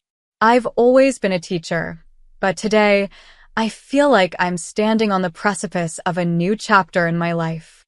It's been 6 months since my grandfather, Henry, passed away, and today is the day the lawyer will read his will. This moment is heavy with memories and emotions, as it brings back the loss of not only Henry but also my grandmother, who died a few years ago. My sister Lisa and I were left to navigate our lives after the tragic accident that took our parents 20 years ago. My sister Lisa, now 31, is a freelance designer who has always lived a carefree, somewhat chaotic life. Even when our grandparents were alive, she seemed to float through life, relying on their support without much regard for their well-being. I've often wondered if she ever truly appreciated the sacrifices our grandparents made for us. In contrast, I've always been the more responsible one. When Henry's health started to decline, I moved into an apartment nearby to keep a closer eye on him, while Lisa continued her usual routine. The day of the will reading arrived, and I found myself standing in the grand but worn-down living room of our old family home. This house holds so many memories: the smell of my grandmother's cooking, the warmth of Henry's stories, and the sense of security we once had. But now, as I prepared to hear the terms of the will, the house seemed to hold a different kind of weight, a mixture of nostalgia and trepidation. Lisa arrived late, as usual, her entrance marked by the loud clack of her high heels and the strong scent of her perfume that filled the room. I noticed her yawning and stretching, seemingly indifferent to the gravity of the situation. I tried to ignore the irritation that bubbled up inside me as I saw her carefree attitude. We both knew the lawyer would soon arrive, but Lisa's lack of urgency and respect for the occasion was unsettling. The lawyer, Mr. Collins, arrived punctually, his demeanor respectful and kind. I had met him before, during Henry's funeral, and he had always reminded me of my grandfather's warmth. As Mr. Collins settled himself with a cup of tea, he began to read the will. I braced myself, trying to steady my nerves. The first thing he read was that Lisa was to inherit $10 million in cash. Lisa's eyes widened, and she let out a surprised laugh, clearly pleased with the outcome. The next part was addressed to me. I was to inherit the house and the land it sat on. My heart sank a little as I heard those words. Lisa's laughter grew louder, and she turned to me with a smirk. "Oh, Nancy," she said with a mocking tone. "Looks like Grandpa left you the old house and some land. How quaint. It's almost as if he thought I wouldn't appreciate it." I tried to maintain my composure, but her words stung. "It's not just an old house, Lisa. It's the place where we grew up, where we shared so many memories with Grandpa and Grandma. It's more valuable than you think." Lisa laughed again, dismissing my words. "Yeah, right. I suppose Grandpa had a soft spot for you, even if you are just a plain teacher." Her voice dripped with sarcasm. "I bet you'll find the land is worth nothing in this godforsaken place." I wanted to defend the house, but I knew it was pointless. Lisa had always been driven by material wealth, and she couldn't see beyond the cash she'd received. Despite her mockery, I understood why Henry had chosen to leave the house and land to me. He knew that while the immediate value was not high, it was filled with memories and had sentimental worth. I was determined to honor his wishes and take care of it, even if Lisa couldn't see its value. As the meeting concluded, I felt a mix of sadness and resolve. Lisa's reaction had been exactly what I'd expected, self-centered and dismissive. She quickly left, leaving me alone with my thoughts.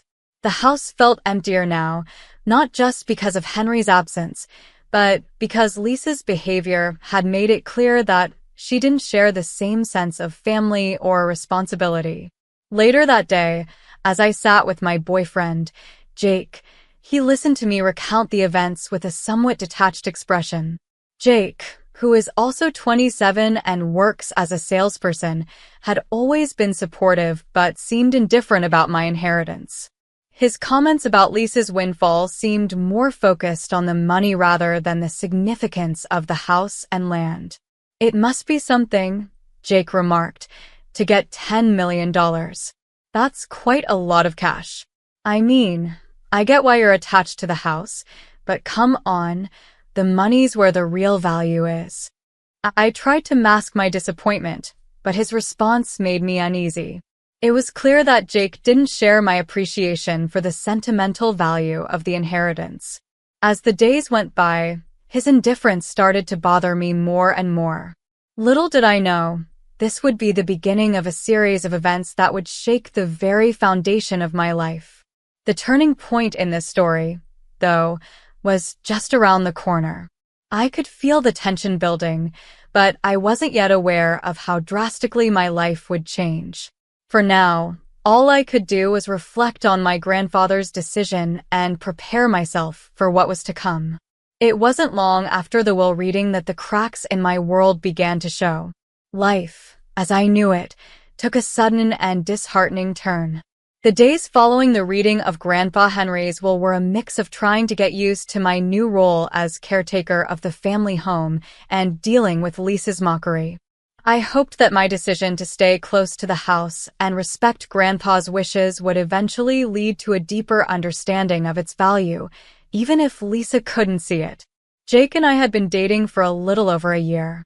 He was supportive during Grandpa's final days and the aftermath, but lately, he seemed distant. His focus on Lisa's $10 million inheritance instead of my feelings about the house started to worry me. I tried to brush it off, convincing myself that he was just caught up in the excitement of Lisa's windfall. Little did I know, there was much more to his indifference than I had realized. One evening, as I was preparing dinner in my small but cozy kitchen, my phone rang. It was Lisa. I wasn't expecting to hear from her, especially given how she had acted after the will reading. Hesitant but polite, I answered. "Nancy, it's Lisa. I'm calling to tell you something." Her voice was slurred, indicating she had been drinking. "I just thought you should know something." Before she could continue, I could hear Jake's voice in the background. My heart skipped a beat as I realized they were together. The sense of betrayal began to seep into my thoughts, but I kept my composure. "Lisa, is there something specific you wanted to talk about?" I asked, trying to keep my voice steady. Lisa's laughter, not at all reassuring, echoed through the line. "Oh, Nancy, I thought you'd like to know that Jake and I have been, well, spending quite a bit of time together. He's been such a good friend." The words hit me like a punch to the gut. My mind raced as I tried to process the shocking revelation. Lisa's intention to hurt me was clear in her tone. She seemed to relish the pain she was causing. A part of me wanted to hang up, but I needed to hear her out. "You and Jake," I managed to say, my voice trembling. "How long has this been going on?" Lisa snickered. "Oh, come on, Nancy. You must have suspected something. He never cared about you the way he should have. I just thought it was funny that you were so focused on that old house while I'm here with someone who can actually appreciate me." The cruelty in her words was unbearable. It was clear she took pleasure in my misery, using it as a weapon to further wound me.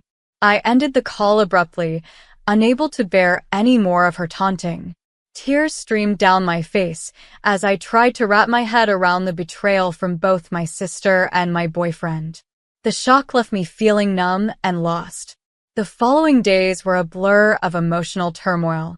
I avoided contact with both Lisa and Jake, focusing instead on managing the family house and preparing for what lay ahead. Every creak of the old floorboards and every memory of happier times with Henry seemed to remind me of the deep sense of loss I felt, not just of Henry, but also of the trust one had in those closest to me. It wasn't just the betrayal that hurt. It was the realization that the people I had trusted and cared for had used my vulnerability against me. Lisa and Jake's affair wasn't just a personal betrayal. It felt like a direct attack on the values my grandfather had cherished. The house, which was meant to be a sanctuary filled with family love, now felt like a symbol of my loneliness and the broken trust that had taken root in my life.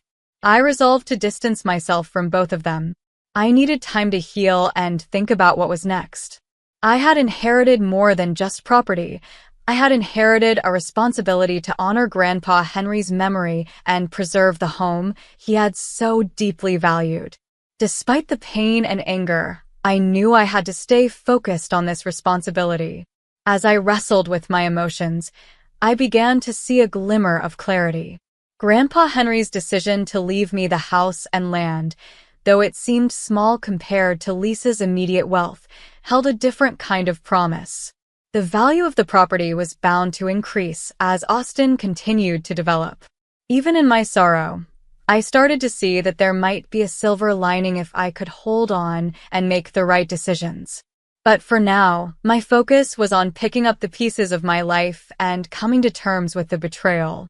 The road ahead seemed uncertain, but I was determined to navigate it with the same resilience and care that I had always tried to embody. Little did I know, the journey of self-discovery and growth was just beginning. It's strange how life can shift so dramatically, almost overnight. After the crushing betrayal from Lisa and Jake, I focused on moving forward, trying to make sense of my situation. I poured myself into managing the family home, dedicating countless hours to repairs and upkeep. The house, once a symbol of security and family, now became my sanctuary, my escape from the chaos that Lisa and Jake had left behind. Months turned into years, and gradually, the hurt began to fade. My heart healed, and I found solace in the work I was doing on the property. Despite the emotional pain, I came to appreciate the house for what it was, a legacy from Grandpa Henry, a place filled with memories and the essence of family love that I wasn't ready to let go of. Then came a pivotal moment in my life. I received an offer for the property from a real estate developer. Austin was growing rapidly, and the land where the house stood was becoming increasingly valuable. It was tempting to sell, especially given the situation with Lisa and Jake. I thought about it long and hard. Selling the house would mean letting go of the past, but it could also secure my future. I consulted with a few advisors, and they confirmed that the offer was fair, given the current market trends. They suggested that waiting for a better offer could be risky, especially with the pace of development in Austin. The decision weighed heavily on me. The house held so many memories of Grandpa Henry and our childhood, and the thought of parting with it was bittersweet. After much deliberation, I decided to take the offer. It was a strategic decision, not an emotional one. I knew that holding on to the house, though meaningful, wasn't going to change what had happened or bring back the past. The sale would give me financial stability and open new opportunities for my future. The day of the closing felt surreal. As I handed over the keys, a mix of relief and sadness washed over me. I was closing a chapter, but also opening a new one. With the proceeds from the sale, I was able to invest wisely and secure my financial future. It wasn't just about the money. It was about reclaiming my life and moving forward with a renewed sense of purpose. 5 years had passed since the will reading, and my life had taken a remarkable turn. I had met someone new, Tom, a kind and understanding man who supported me through the emotional and practical challenges of the past years. We got married, and I was expecting our first child. It was a time of joy and anticipation, a stark contrast to the heartache of the past. Meanwhile, Lisa's life had taken a different path. The money she had inherited was long gone, spent on a lavish lifestyle that couldn't sustain itself. She was deeply in debt and still entangled with Jake, who had his own financial struggles. Their once bright future had dimmed, overshadowed by poor choices and the consequences of their actions. One day, I received an unexpected call from Lisa. Her voice was desperate, pleading. "Nancy, I need help. I'm in serious trouble. Can you loan me some money?"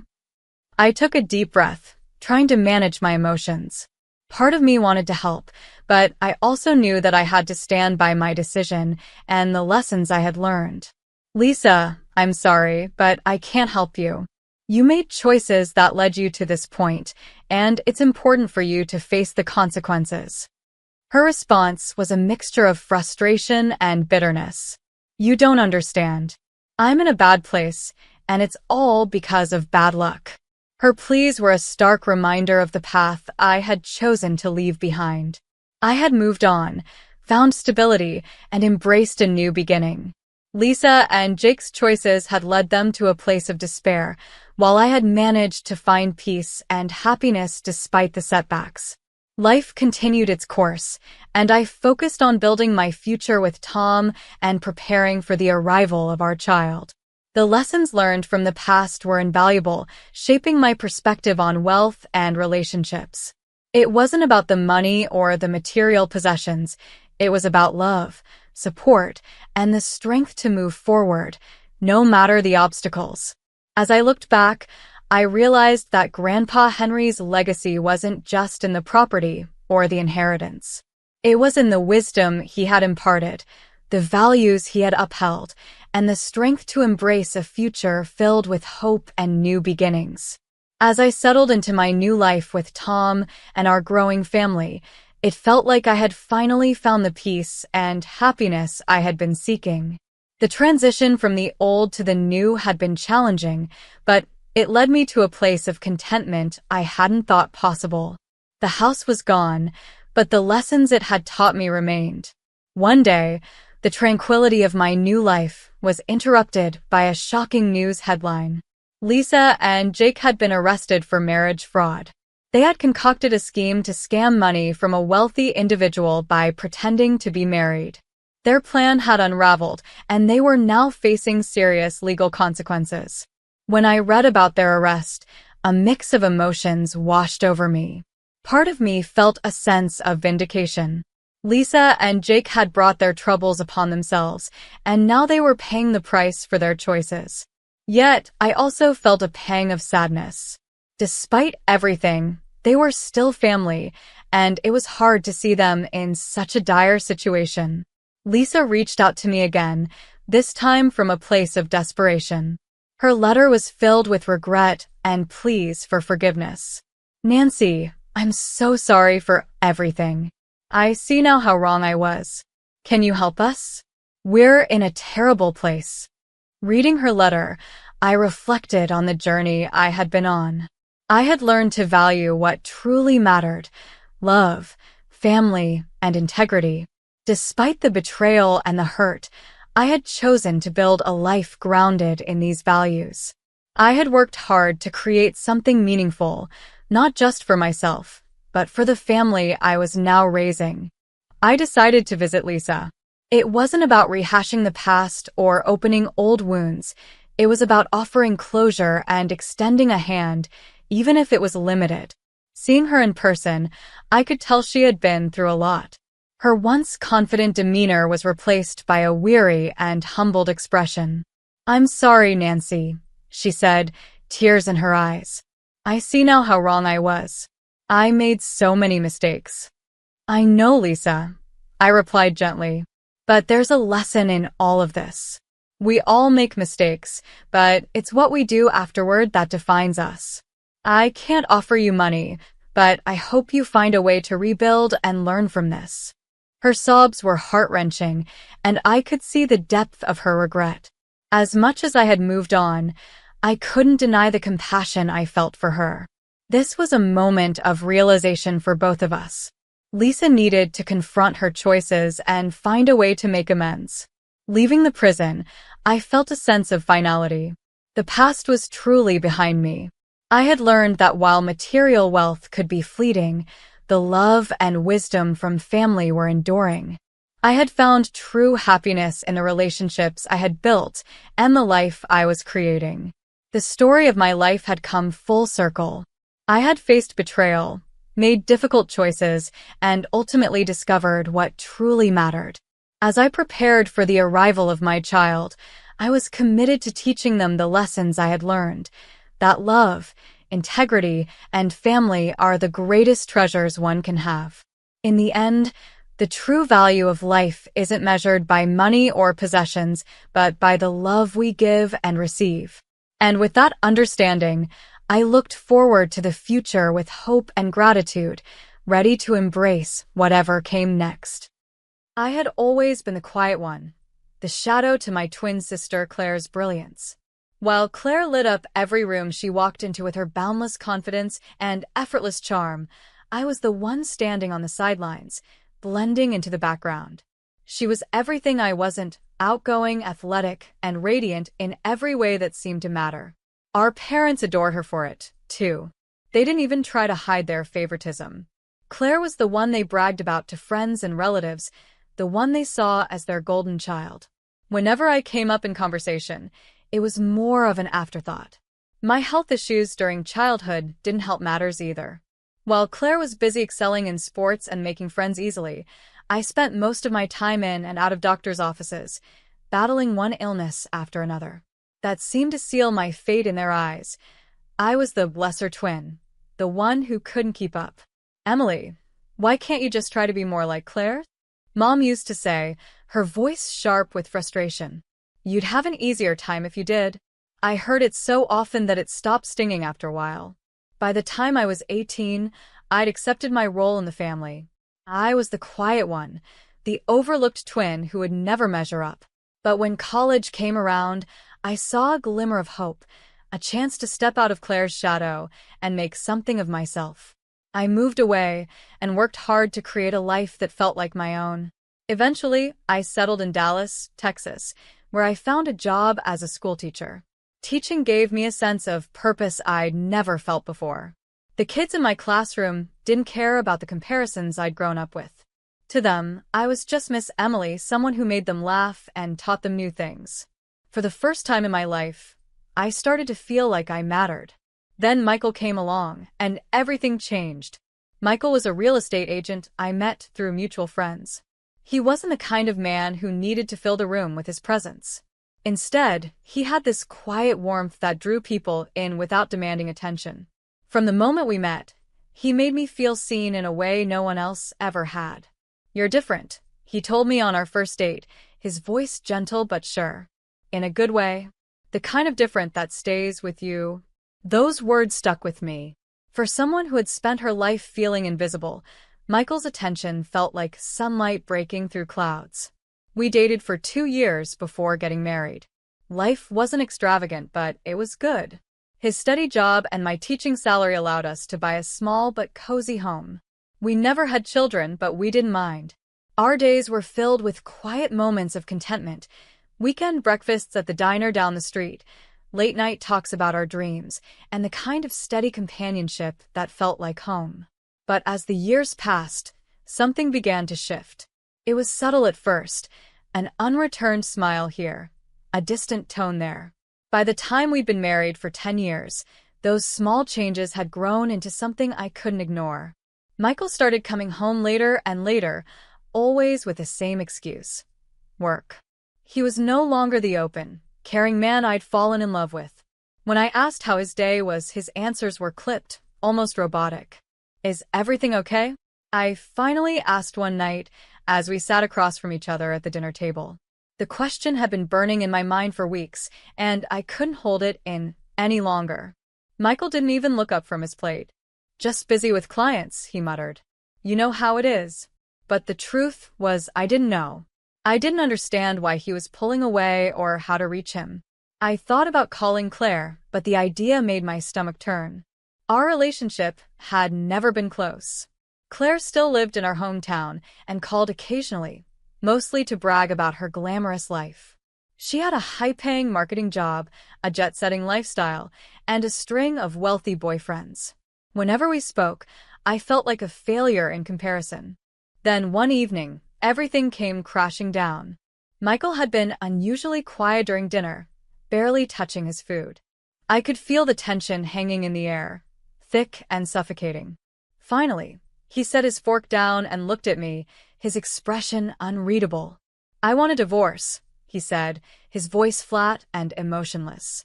The words hit me like a punch to the gut. I stared at him, trying to process what he'd just said. "What are you talking about?" I asked, my voice trembling. "It's over," he said simply. "I've made up my mind." Before I could even begin to form a response, the doorbell rang. I sat there, frozen, as Michael stood and walked to the door. A moment later, Claire strutted into the room, her heels clicking against the hardwood floor. She looked as polished and confident as ever, a triumphant smile plastered across her face. "Michael and I are getting married," she announced, her voice dripping with smug satisfaction. It felt like the ground had been ripped out from under me. My mind reeled as I tried to make sense of what was happening. Claire, my own sister, was standing in my home, announcing that she was engaged to my husband. The betrayal cut deeper than anything I'd ever experienced. I looked at Michael, searching his face for some sign of regret or guilt, but there was nothing. He wouldn't even meet my eyes. Claire, on the other hand, looked downright gleeful. Her smile was the kind that made my stomach churn, equal parts victorious and cruel. In that moment, everything I thought I knew about my life, my marriage, and even my own family shattered. The two people who were supposed to love me most had conspired behind my back, and now they were standing in front of me, casually tearing my world apart. I stared at Michael and Claire, my gaze darting between the two of them as if the sheer disbelief in my eyes could force them to take it all back. My heart pounded so loudly that it drowned out everything else, leaving only the sound of my own shallow breaths. What? "This has to be some kind of sick joke," I said, though the tremor in my voice betrayed the desperation I felt. Michael didn't respond immediately. He looked away, his jaw clenched tight, as though avoiding my gaze might lessen the weight of his betrayal. Claire, on the other hand, had no such reservations. Her smile only grew wider, sharper, the kind of smile that didn't reach her eyes. "It's no joke, Emily," Claire said, her voice dripping with smug satisfaction. "You've always lived in my shadow. I think it's time you stayed there for good." Her words struck me harder than I'd expected. They weren't just cruel, they were calculated, designed to hurt in the deepest way possible. The room seemed to close in on me, the air thick and suffocating. My chest tightened as I struggled to process what I was hearing. "How could you?" I whispered, barely able to get the words out. Tears stung my eyes, threatening to spill over as I looked at Michael, the man who had vowed to love and protect me. "Why?" Michael's expression was cold, almost detached, as if he had already moved on in his mind. "It's better this way," he said, his tone devoid of any emotion. "Let's make this as quick and painless as possible. I've already spoken to a lawyer." The finality of his words shattered something inside me. My hands trembled as I gripped the edge of the dining table for support. There were 1,000 things I wanted to say, 1,000 questions I wanted to demand answers to, but none of them came. My voice felt trapped in my throat, choked by a mix of heartbreak and fury. Claire stood there, watching me fall apart with the same triumphant smile, as if this moment was the culmination of some long-held plan. I wanted to scream, to tell her how cruel she was, but my voice betrayed me. All I could do was nod numbly, the tears spilling freely now. For the next few weeks, life became a blur. I moved through my days as if I were underwater, everything feeling distant and muffled. The divorce happened with startling speed, as though Michael couldn't get away from me fast enough. He offered me a generous financial settlement, which I accepted only because I didn't have the strength to fight. I told no one the full truth about what had happened. How could I? How could I look anyone in the eye and admit that my husband had left me for my twin sister? The humiliation was too much to bear. Friends and colleagues tried to comfort me, but their kind words only deepened the ache in my chest.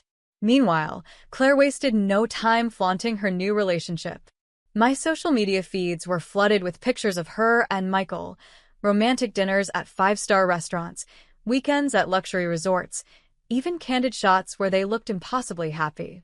Each photo felt like a slap to the face, a reminder of how easily I had been replaced. Eventually, I forced myself to stop looking. I deleted my social media accounts and avoided any place where I might run into someone who knew us. The pain was still raw, a deep, unrelenting ache that no amount of distance seemed to dull. One night, as I sat alone in the quiet of my modest apartment, I found myself staring at an old photograph. It was taken when Claire and I were kids, no older than 8. In the picture, we were hugging each other tightly, our identical smiles lighting up the frame. It was the kind of bond only twins could share, or so I had thought. The image blurred as tears filled my eyes. I clutched the photo to my chest, sobbing quietly into the empty room. Whatever connection we'd once had was gone now, destroyed by Claire's betrayal. And Michael's. I couldn't imagine ever forgiving them for what they had done. But beneath the grief, a tiny ember of resolve began to flicker. I didn't know where it had come from or how long it had been there, but it was enough to remind me that I wasn't completely broken. Claire and Michael had taken so much from me already: my marriage, my sense of self, my peace of mind. I couldn't let them take anything more. Somehow, I would rebuild my life. I didn't know how yet, but I would. The days dragged on, each one emptier than the last. The financial settlement allowed me to keep my apartment and maintain some stability, but it felt tainted, like a cruel consolation prize for the betrayal I had endured. Nights were the hardest. Sleep eluded me, and when it came, it brought dreams that only deepened the ache in my chest. Memories of Michael's laughter and Claire's betrayal haunted me, replaying over and over until I thought I might lose my mind. One afternoon, I returned from the grocery store with heavy bags in hand. As I approached my building, I noticed a sleek black car parked outside. My heart sank when I saw Claire stepping out, dressed in a tailored designer outfit and heels that clicked confidently against the pavement. Her hair was perfectly styled, her makeup flawless. I wanted to turn around, to avoid her altogether, but it was too late. She had already seen me. "Emily," Claire called out, her voice unnervingly bright and cheerful, as though she had done nothing wrong. "How have you been?" My hands tightened around the shopping bags as I fought the urge to lash out. "What do you want, Claire?" I asked, my voice as steady as I could manage. She walked toward me with that same self-satisfied smile, stopping just a few feet away. "I just wanted to check on you," she said, her tone saccharine. "You've been so quiet." I was worried. The nerve of her, standing there pretending to care, made my blood boil. I bit the inside of my cheek to keep from saying something I might regret. Instead, I leveled her with a look, one that I hoped conveyed all the anger and hurt I was holding inside. "Save your concern," I said, my voice cold. "You've already done enough." For a moment, Claire's smile faltered. But it was fleeting. She quickly regained her composure, tilting her head as if she were amused.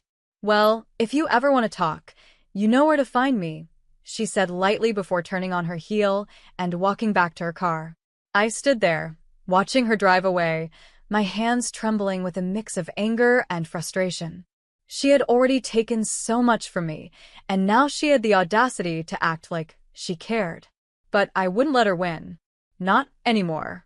I let out a bitter laugh, one that I didn't even recognize as my own. "Worried? About me? That's rich, Claire." Truly. Claire tilted her head slightly, her expression carefully arranged to look concerned, but I could see through it. She was feigning innocence as always. "Come on, she said, her voice syrupy sweet. "I know this was hard for you, but you'll bounce back. You always do. Besides, Michael and Io were happy. Isn't that what matters?" Her words felt like daggers, each one cutting a little deeper than the last. My chest tightened, and I could feel anger bubbling up, mingling with the grief I hadn't fully been able to process yet. "What matters, Claire," I said, my voice trembling, "is that you betrayed me. You took my husband. And now you have the audacity to stand here and act like you care about me." For a brief moment, Claire's smile wavered. It was only a flicker, barely noticeable, but it was enough to let me know I'd struck a nerve. She recovered quickly, her tone turning dismissive. "You're being so dramatic, Emily. Michael and I were meant to be together. He chose me, not you. You need to accept that." Her words hit me harder than I expected, but they also ignited something inside me, something sharp and defiant. "Get out, Claire," I said, my voice firm despite the tears burning at the back of my eyes. "Leave me alone. I don't want to see you." For the first time, her mask slipped entirely. Her eyes turned cold, and her voice dropped its false sweetness, replaced by something hard and cutting. "Fine," she said. "But don't expect me to feel sorry for you. You've always been weak, Emily. That's why people leave you." I stood frozen as she walked away, her heels clicking on the pavement with a kind of finality that made my stomach churn. Her parting words echoed in my mind, over and over. Weak. That's how she saw me, how everyone had always seen me. Maybe they were right. Or maybe it was time to prove them all wrong. Over the following weeks, I slowly began to piece myself back together. At first, the steps were small, almost imperceptible. I threw myself into my teaching, finding solace in the laughter and curiosity of my students. Their bright smiles reminded me that there was still good in the world, even if my own felt so far away. I joined a local book club, something I never had the confidence to do before. At first, I felt out of place, sitting quietly in the corner while others debated plot twists and character development. But little by little, I started to participate. I made a few new friends, people who didn't know anything about my past or the shadow of Claire. It felt liberating to just be Emily, without the weight of comparisons dragging me down. I also started therapy, a step I had resisted for far too long. Talking about the pain was excruciating at first, but my therapist helped me unpack the layers of hurt I had carried for years, hurt that went far deeper than just Michael and Claire. Each session felt like peeling back a bandage, exposing wounds I hadn't even realized were there. But slowly, those wounds began to heal. It wasn't easy, and it wasn't quick, but day by day, I felt a tiny flicker of strength returning. The Emily who had once been content to fade into the background was starting to stand a little taller. I didn't know exactly where I was headed, but for the first time in a long time, I felt like I was moving forward. Then, 3 months after the divorce, everything changed again. It was an ordinary afternoon, and I was sipping tea in my living room when the phone rang. I didn't recognize the number, but answered anyway, figuring it might be something related to work. "Miss Carter's?" The voice on the other end was professional, almost hesitant. "Yes, this is Emily," I replied, my brow furrowing. "I'm calling about your ex-husband, Michael," the man continued. "I regret to inform you that he passed away suddenly last night." The words didn't register at first. "What?" I managed to say, my voice barely above a whisper. How did it happen?" "A heart condition," he explained gently. "It was very sudden. I'm so sorry for your loss. He left instructions for me to contact you. There's a will, as well as a letter he wanted you to have." My mind swirled with questions, too many to make sense of. Michael was gone? How could that be? And why would he leave something for me after everything that had happened? "I see," I said finally, my voice shaking. When can I come in to discuss this?" We arranged a meeting for the next day. After hanging up, I sat in stunned silence, the phone still clutched in my hand. I didn't know how to feel: grief, confusion, anger. It was all tangled together in a knot that I couldn't unravel. What could Michael possibly have to say to me after everything he had done? The next morning, I sat in the lawyer's office, my hands clasped tightly in my lap. The room was quiet except for the sound of papers shuffling as the lawyer prepared to go over the details of Michael's will. My heart raced, anticipation and dread churning in my stomach. "Here it is," the lawyer finally said, sliding a plain white envelope across the desk. "Michael's final letter to you. Please take your time." I stared at the envelope for a long moment, my hands trembling as I reached for it. The weight of it felt heavier than it should have. Slowly, I tore it open and unfolded the piece of paper inside.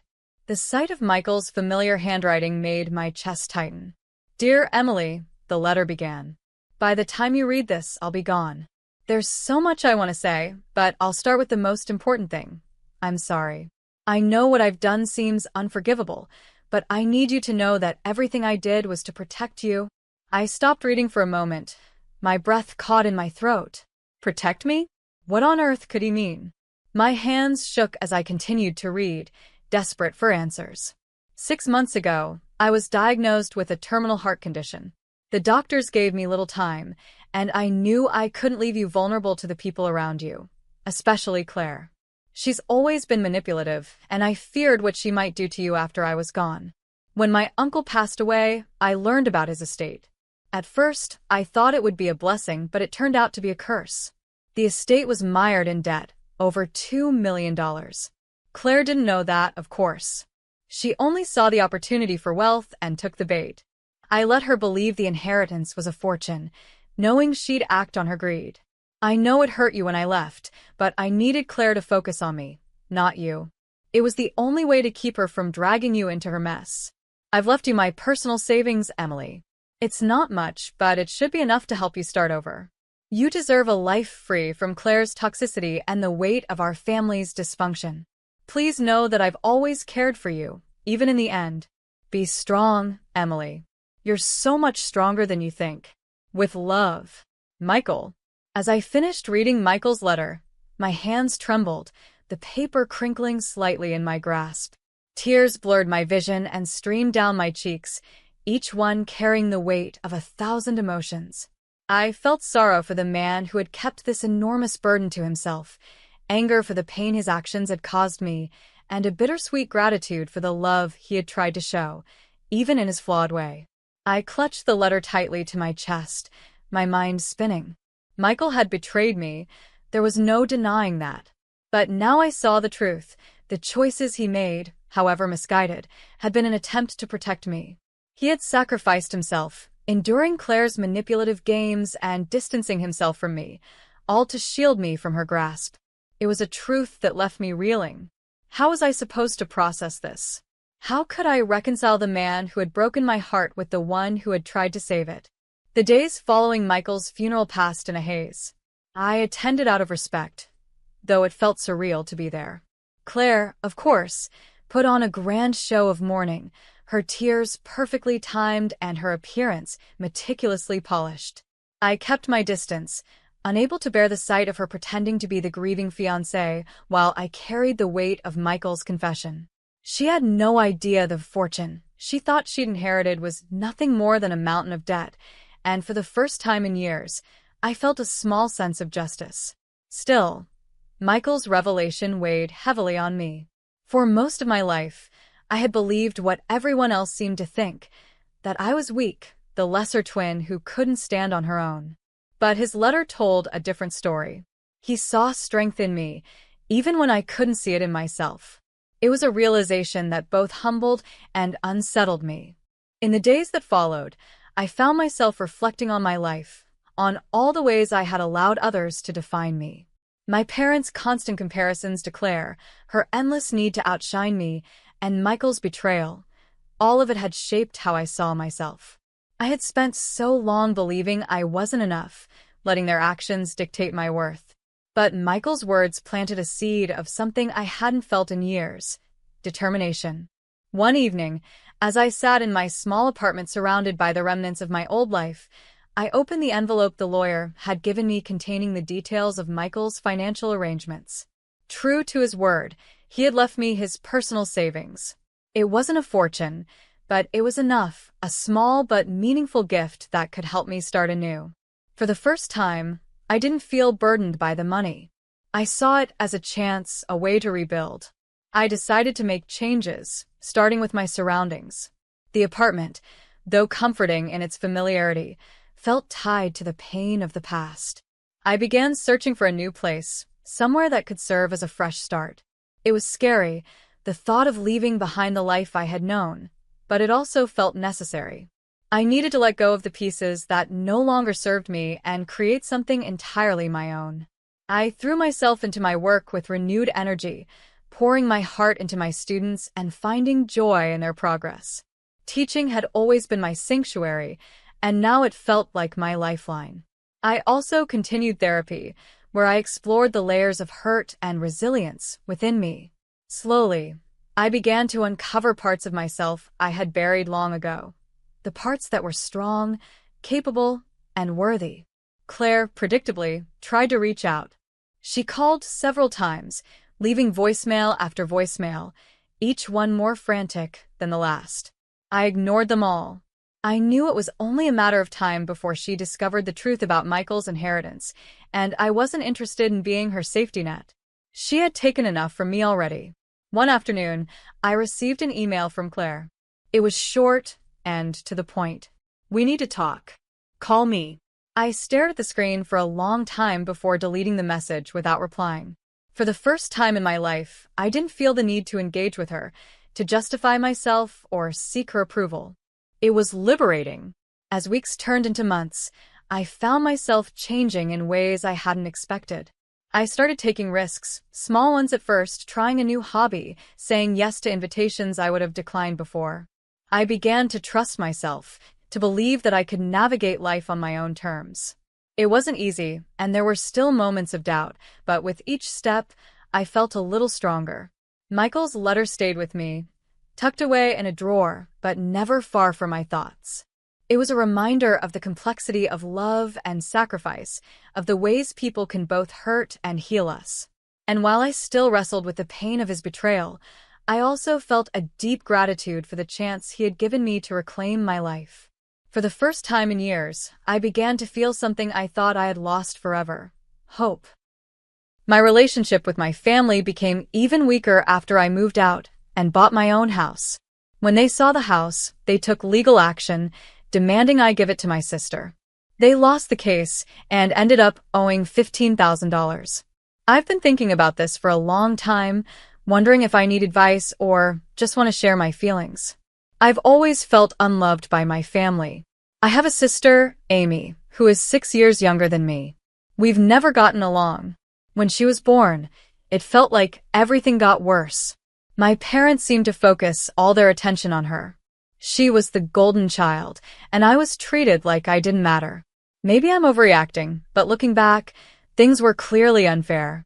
Take last Christmas, for example. Amy got a brand new PS5, something I had wanted for a long time. Meanwhile, my only gift was a pair of plain white socks from Walmart. It's not about the socks themselves, it's the fact that they were the only gift I got. While everyone else was happy and celebrating, Amy was tearing through her many gifts like it was her personal holiday. The house was filled with excitement for her, and I just sat there, trying to smile in my new socks, completely ignored. Sadly, this kind of thing isn't unusual. It's how my whole life has been. My family doesn't even remember my birthday. The last time they celebrated it was when I turned 11. Since then, it's been forgotten. Last year, I quietly celebrated with my college friends because I didn't get a single call, message, or email from my parents. On the other hand, Amy's birthdays are a huge deal. For her 17th birthday, my parents threw a big party with family and friends, hired entertainers and magicians, set up a trampoline, and had professional catering. The house was completely decorated. It felt more like a festival than a birthday. I wasn't even invited to Amy's birthday party. I only found out the day before when I asked my parents about it. They clearly told me they didn't want me there. At the time, I was busy with my studies, so I decided to spend the day with friends to distract myself. Still, even when I was with my family, I felt like I didn't belong. The loneliness was hard to ignore. When my birthday came around this year, I had a small bit of hope that maybe things would be different. I wasn't expecting much, but I thought they might at least remember me. Nothing changed. I spent the day with my college friends again. They threw a small, fun party in the dorm, which was nice, but it wasn't the same as celebrating with family. Birthdays, even small ones, are special when spent with family. Amy's birthdays always remind me of what I'm missing.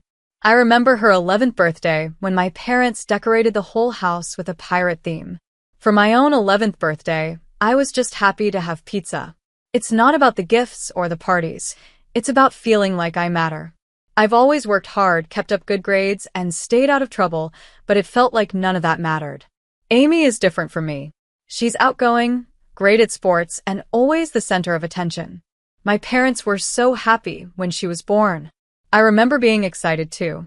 I imagined we'd be close, playing games and being best friends like in the movies. But it didn't turn out that way. Amy wasn't interested in spending time with me. She preferred being with her friends and doing things that made her stand out. As I grew older, I started to feel resentment toward her. At first, I told myself it wasn't her fault, but I began to notice how she used her influence. My parents never blamed her for anything. If something went wrong, I was the one who got in trouble. One time, Amy broke the TV when her friends were over. Somehow, it fell off the stand and nearly shattered. When my parents came home, Amy pointed at me and said it was my fault. They believed her and didn't even question it. It was just another reminder of how little I mattered in their eyes. I wasn't even home when the TV broke, but my parents believed Amy and punished me instead. I was grounded for a month, and they took away my phone. They treated me like a criminal. After that, I withdrew from my family. I spent most of my time in my room or at friends' houses. I desperately wanted to leave home, but every time I returned, I felt more and more invisible. My room was small and felt suffocating. It was nothing like Amy's, which was filled with the latest gadgets and decorated with posters of her favorite sports teams. Her room felt like her own little kingdom, while mine was just a shadowy corner of the house. My 19th birthday was especially painful. I had hoped it might be a fresh start now that I was an adult, but I was wrong. The day began like any other. My mom was busy in the kitchen, my dad was buried in the newspaper, and Amy was playing on her new Xbox. Nobody said happy birthday. There were no gifts, no acknowledgement, nothing. I felt completely ignored. In that moment, I realized nothing would ever change. Amy was always the center of attention, and I was left out. Whether she knew it or not, her actions made me resent her even more. I decided I needed to take control of my life. I distanced myself from my parents and avoided being around Amy's obvious favoritism. Being ignored by my family was emotionally draining, so I cut contact as much as possible. As soon as I could, I moved out and started living with friends from university. The move felt like a huge relief, like I was finally free. To support myself, I started freelancing in graphic design. At first, it was just to make ends meet, but over time, I built a reputation for my work. I got more clients, received great feedback, and worked on bigger projects. I put in long hours, often staying up late and working on weekends, determined to succeed on my own. By the time I was 25, my hard work paid off, and my life took a positive turn. I met someone named Jerry, and he was everything I had been looking for in a partner. He was smart, ambitious, and kind-hearted. Jerry was also a freelancer, managing social media for small and medium businesses. We hit it off immediately and began working on projects together. We supported each other and grew in our careers. For the first time, I felt truly valued and cared for. I wasn't just someone in the background to Jerry. He truly understood me and loved me for who I was, not for what I could do for him. His care came from genuine feelings, not out of obligation. As our careers became more stable, we started dreaming of a bigger future together. After a year of dating, we decided to move in together.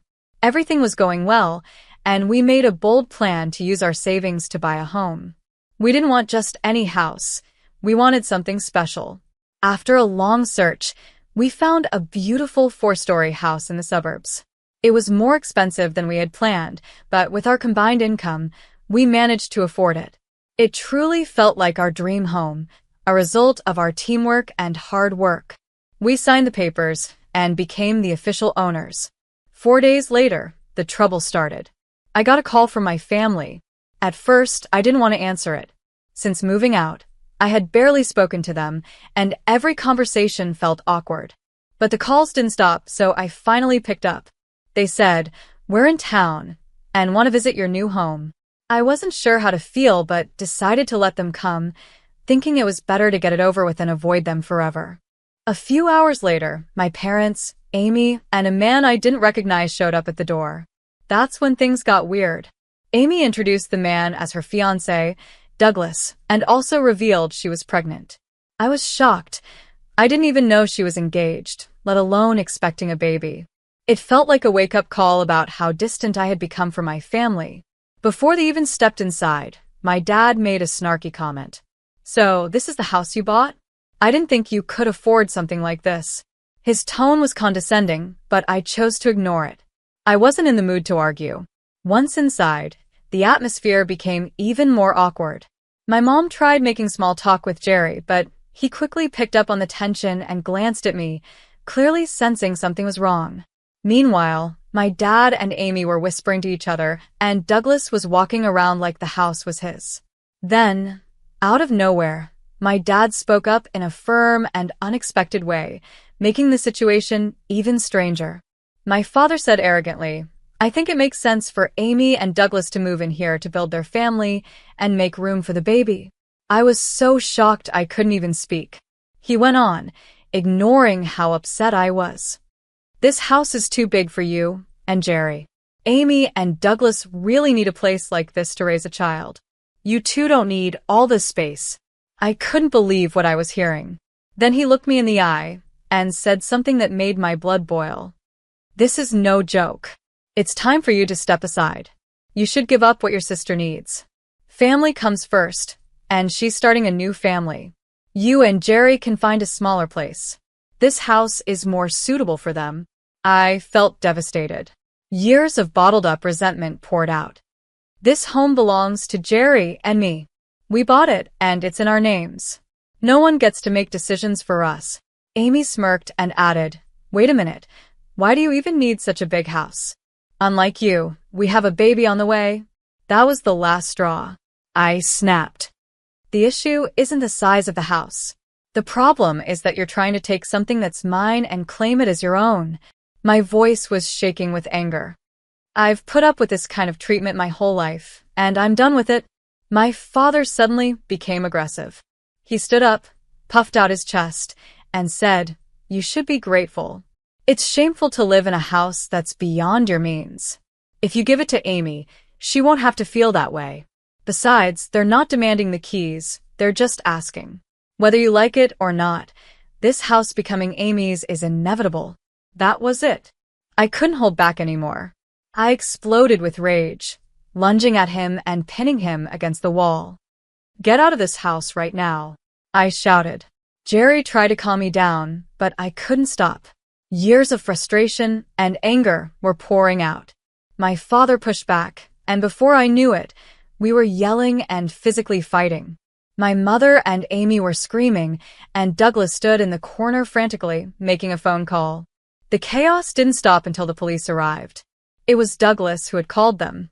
The situation spiraled out of control, and the police had to separate us. They handcuffed both my father and me and took us to the police car. I never thought things would come to this. I never expected my father to try and take my home from me. And now, it had ended in a way I could never have imagined. I ended up in jail, but Jerry came and paid my bail hours later. Even though I was free, the damage was done. My family was completely broken. But things weren't over yet. They got worse. My father decided to sue me for the house, claiming that Amy and Douglas needed it more than I did. He actually took me to court, demanding I hand over the house. I was shocked by how far he was willing to go. I hired a lawyer and gathered every document proving the house was mine. I prepared for what felt like the biggest battle of my life. But I had more to bring to court than just paperwork. Over the years, I had endured emotional and psychological abuse from my family, and I decided it was time to speak up. I collected evidence, emails, text messages, and even testimonies from friends who had seen how my parents treated me. When the trial began, my lawyer not only argued that the house was legally mine, but also highlighted the neglect and emotional abuse I had suffered. My father tried to make himself look like a caring parent, saying he was only trying to do what was best for the family. Amy and Douglas acted like victims, claiming they needed the house for their baby and calling me selfish for not giving it up. But their story didn't hold up. After months of hearings, the verdict was finally announced. The court ruled in my favor, confirming the house was legally mine. On top of that, the judge ordered my father to pay $150,000 in damages for the years of emotional abuse. For the first time in my life, I felt like justice had been served. Someone had finally stood up for me. After the trial, I made the decision to cut off all contact with my parents and Amy. I couldn't take the manipulation, lies, and favoritism anymore. Together with Jerry, I started a new chapter. We made the house truly ours and began building the life we wanted. Though the scars from the past hadn't completely healed, I felt a sense of peace I had never known before. Now, for years have passed since all of this happened. Looking back, it's still hard to believe how much my parents tried to deceive and manipulate me, but that was my reality. Amy had once been the favored child, but things have changed. Before I go on, I want to tell you about our wedding, which happened 4 years ago. It was the happiest day of my life and the best decision I've ever made. After everything I went through with my family, Jerry stood by me through it all. The court battle confirmed what I already knew. Jerry was the one person I could truly rely on. I could truly trust Jerry. We had a small, simple wedding with just his close friends and family. I didn't invite my parents, sister, or any of my family members. After everything they had put me through, the manipulation, abuse, and even suing me, I didn't want their toxic behavior to ruin my special day. By then, I had fully come to terms with their true nature. A few days after the wedding, I got a long email from my mother. It was full of guilt-tripping, saying how hurt she was about not being invited. I don't even know how she found out about the wedding. My father didn't contact me at all, which I was fine with. But Amy? She completely lost her composure, which wasn't surprising. Amy had always been the golden child, the one who could do no wrong in our parents' eyes. She never took responsibility for her mistakes and always blamed others. Even though the court ruling and the $150,000 payment affected my parents financially, they weren't completely ruined. But their finances took a big hit, and they couldn't live as comfortably as before. Amy, who had been spoiled her entire life, couldn't handle this new reality. She believed she had a right to inherit my father's house, but that wasn't going to happen. She started demanding large sums of money, but those demands went unmet. Her life began to fall apart. A few months after the trial, her fiancé Douglas left her. Not long after that, Amy reportedly had a miscarriage due to the stress she was under. Somehow, it all felt like it was being blamed on me. My father losing the lawsuit, the financial troubles, and even Douglas leaving Amy. It seemed like everything was being pinned on me. Then, everything took a shocking turn.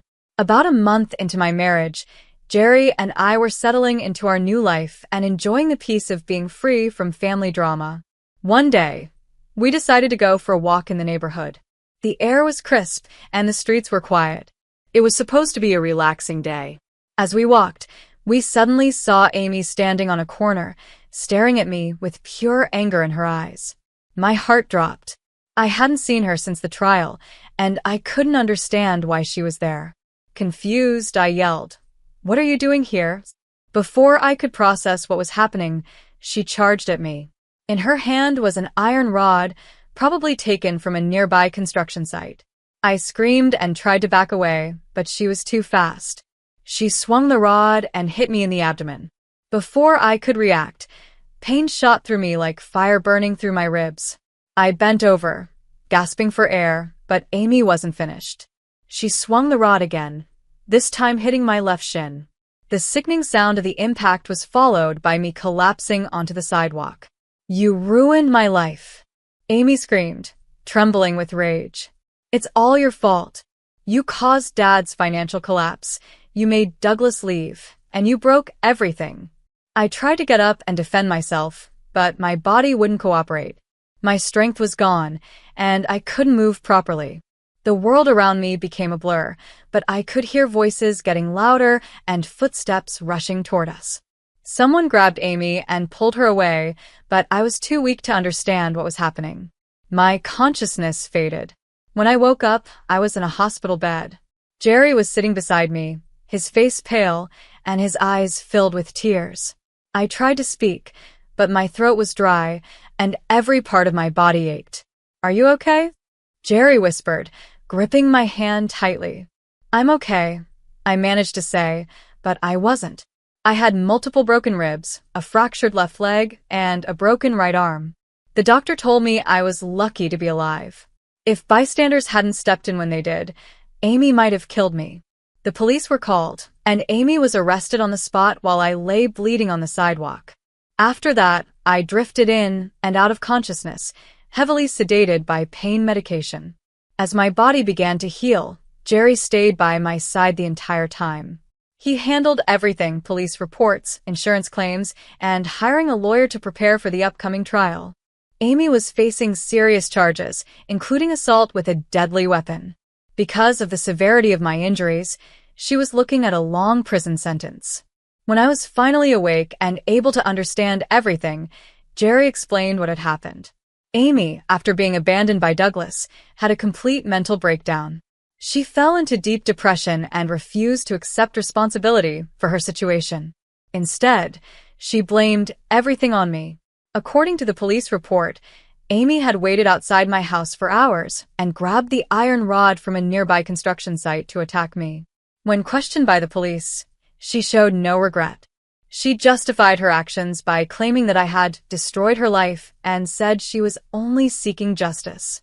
She truly believed she was in the right. Amy believed I was the cause of all her problems, her fiancé leaving, and our father's financial troubles. I spent a long and painful time in the hospital recovering from my injuries. Every day was tough, with constant physical therapy, medical checkups, and the looming stress of the trial. I couldn't walk for long periods, and even after being discharged, I had to use crutches and arm support. The doctors warned me that it could take months to recover fully, and there was a chance I might never regain all my strength. After months of treatment and recovery, the trial against Amy finally began. She pleaded not guilty, holding on to the belief that her actions were justified. She insisted that I was to blame for everything that led her to act the way she did. Her defense argued that her mental state was fragile due to family issues, but the evidence against her was strong. Eyewitnesses testified that they saw Amy attack me and immediately called the police. Medical reports detailed the severity of my injuries, and police evidence showed that her attack was planned. She had waited outside my house and brought the iron rod with her to harm me. It was clear this wasn't a random act of frustration, but an intentional act of violence. Sitting in court and listening to my sister try to justify her actions was more painful than anything I'd been through before. She never once looked at me. To her, it was as if I didn't exist anymore. The worst part was seeing my parents in the courtroom. Not only were they there, but they sat on Amy's side. Every time she claimed I had ruined her life, they nodded in agreement. Their silent support for her felt like a knife twisting in my chest. Despite everything, they chose her side, still believing she was the victim. The trial lasted several weeks, but the outcome seemed clear from the start. With the evidence and testimonies presented, the verdict was almost inevitable. Amy was found guilty of serious assault and sentenced to 6 years in prison, with a possibility of parole in 4 years. By that point, her sentence didn't matter much to me. I had already accepted that I no longer had a family. Through this experience, I realized that those who were supposed to love and support me weren't true family at all. The one constant in my life was Jerry. He stood by me through everything, never wavering. He faced every difficult situation with strength and was always there to support me. Together, we've focused on moving forward, leaving the pain of the past behind, and building a positive future. I am slowly recovering, both physically and mentally, and I'm beginning to see a brighter future ahead. I go to therapy regularly to help me work through the trauma of what happened, but it's a slow and long process. Some days I feel good about my progress and can appreciate how far I've come. Other days are harder, and it's tough to look in the mirror because I feel so different from the person I used to be. I don't know what the future holds, but I've decided to take each day as it comes and make the most of it. One thing I'm sure of now is who I can truly trust. A phone call I never imagined could turn my life upside down. It was a crisp autumn afternoon in Chicago when my phone lit up with an unfamiliar number. I almost ignored it, but something told me to answer. When I did, the voice on the other end was unmistakable, even though years had passed. "Samantha, it's Isabella," she said, her tone dripping with an odd mix of formality and something I couldn't quite place. "Isabella," I replied, trying to keep my voice steady. "What's going on?" My estranged sister had called to deliver the news that our grandmother had passed away. The news itself was shocking, but the way she spoke, it was clear she had a hidden agenda. "I just wanted to let you know," she said, her voice tinged with a hint of mockery. "I'm sure you're busy with your modest life." I could almost hear her smirking through the phone. Her words stung, but I tried not to let it show. "Thank you for letting me know. I'll make arrangements to come." It wasn't just her words that stung, it was the memories they dredged up. Growing up, Isabella was always the golden child. She had our father's favor and a certain charm that seemed to make everything fall into place for her. As for me, I was often left in the shadows, even though I tried my best to excel. My efforts seemed to be overlooked. Isabella and I hadn't spoken much in years after she stole David from me. I had cut ties with her and, by extension, with the rest of my family. It wasn't just about the betrayal, it was about how it highlighted the unequal treatment I had always felt. David Parker had been my fiancé. He was the love of my life, and we had a future planned together. That was until Isabella, with her manipulative charm, came into the picture. David had left me for her, and I was devastated. It wasn't just a broken relationship, it was a betrayal that left scars. Our family had always been fractured. Our father, stern and unyielding, had favored Isabella for her resemblance to him. My mother, although caring, was often caught in the middle. She tried to show support, but it was clear that Isabella had always been the preferred child. I had chosen a different path after the breakup. I left my job as a school administrator to focus on raising my daughter, Lily. John, my husband, was a supportive tech executive who loved me for who I was. We had a cozy home in the suburbs and a life that, while modest, was filled with love. Lily, our 6-year-old daughter, was a bright spot in our lives. She had a passion for drawing and even had a popular YouTube channel where she shared her artwork with the world. Despite the success in my personal life, the call from Isabella brought back a wave of old emotions. The thought of returning to the family home for the funeral filled me with apprehension. I hadn't been there in years, and the memories were bittersweet. Our grandmother had always been a beacon of kindness in our family. She was the one person who had supported me unconditionally. Her death marked the end of an era, and now, with Isabella's call, it felt like I was being dragged back into a world I had tried to leave behind. I spent the next few days preparing for the trip. The thought of seeing Isabella again filled me with a mix of dread and anticipation. It wasn't just about the funeral, it was about facing the family dynamics that had shaped so much of my life.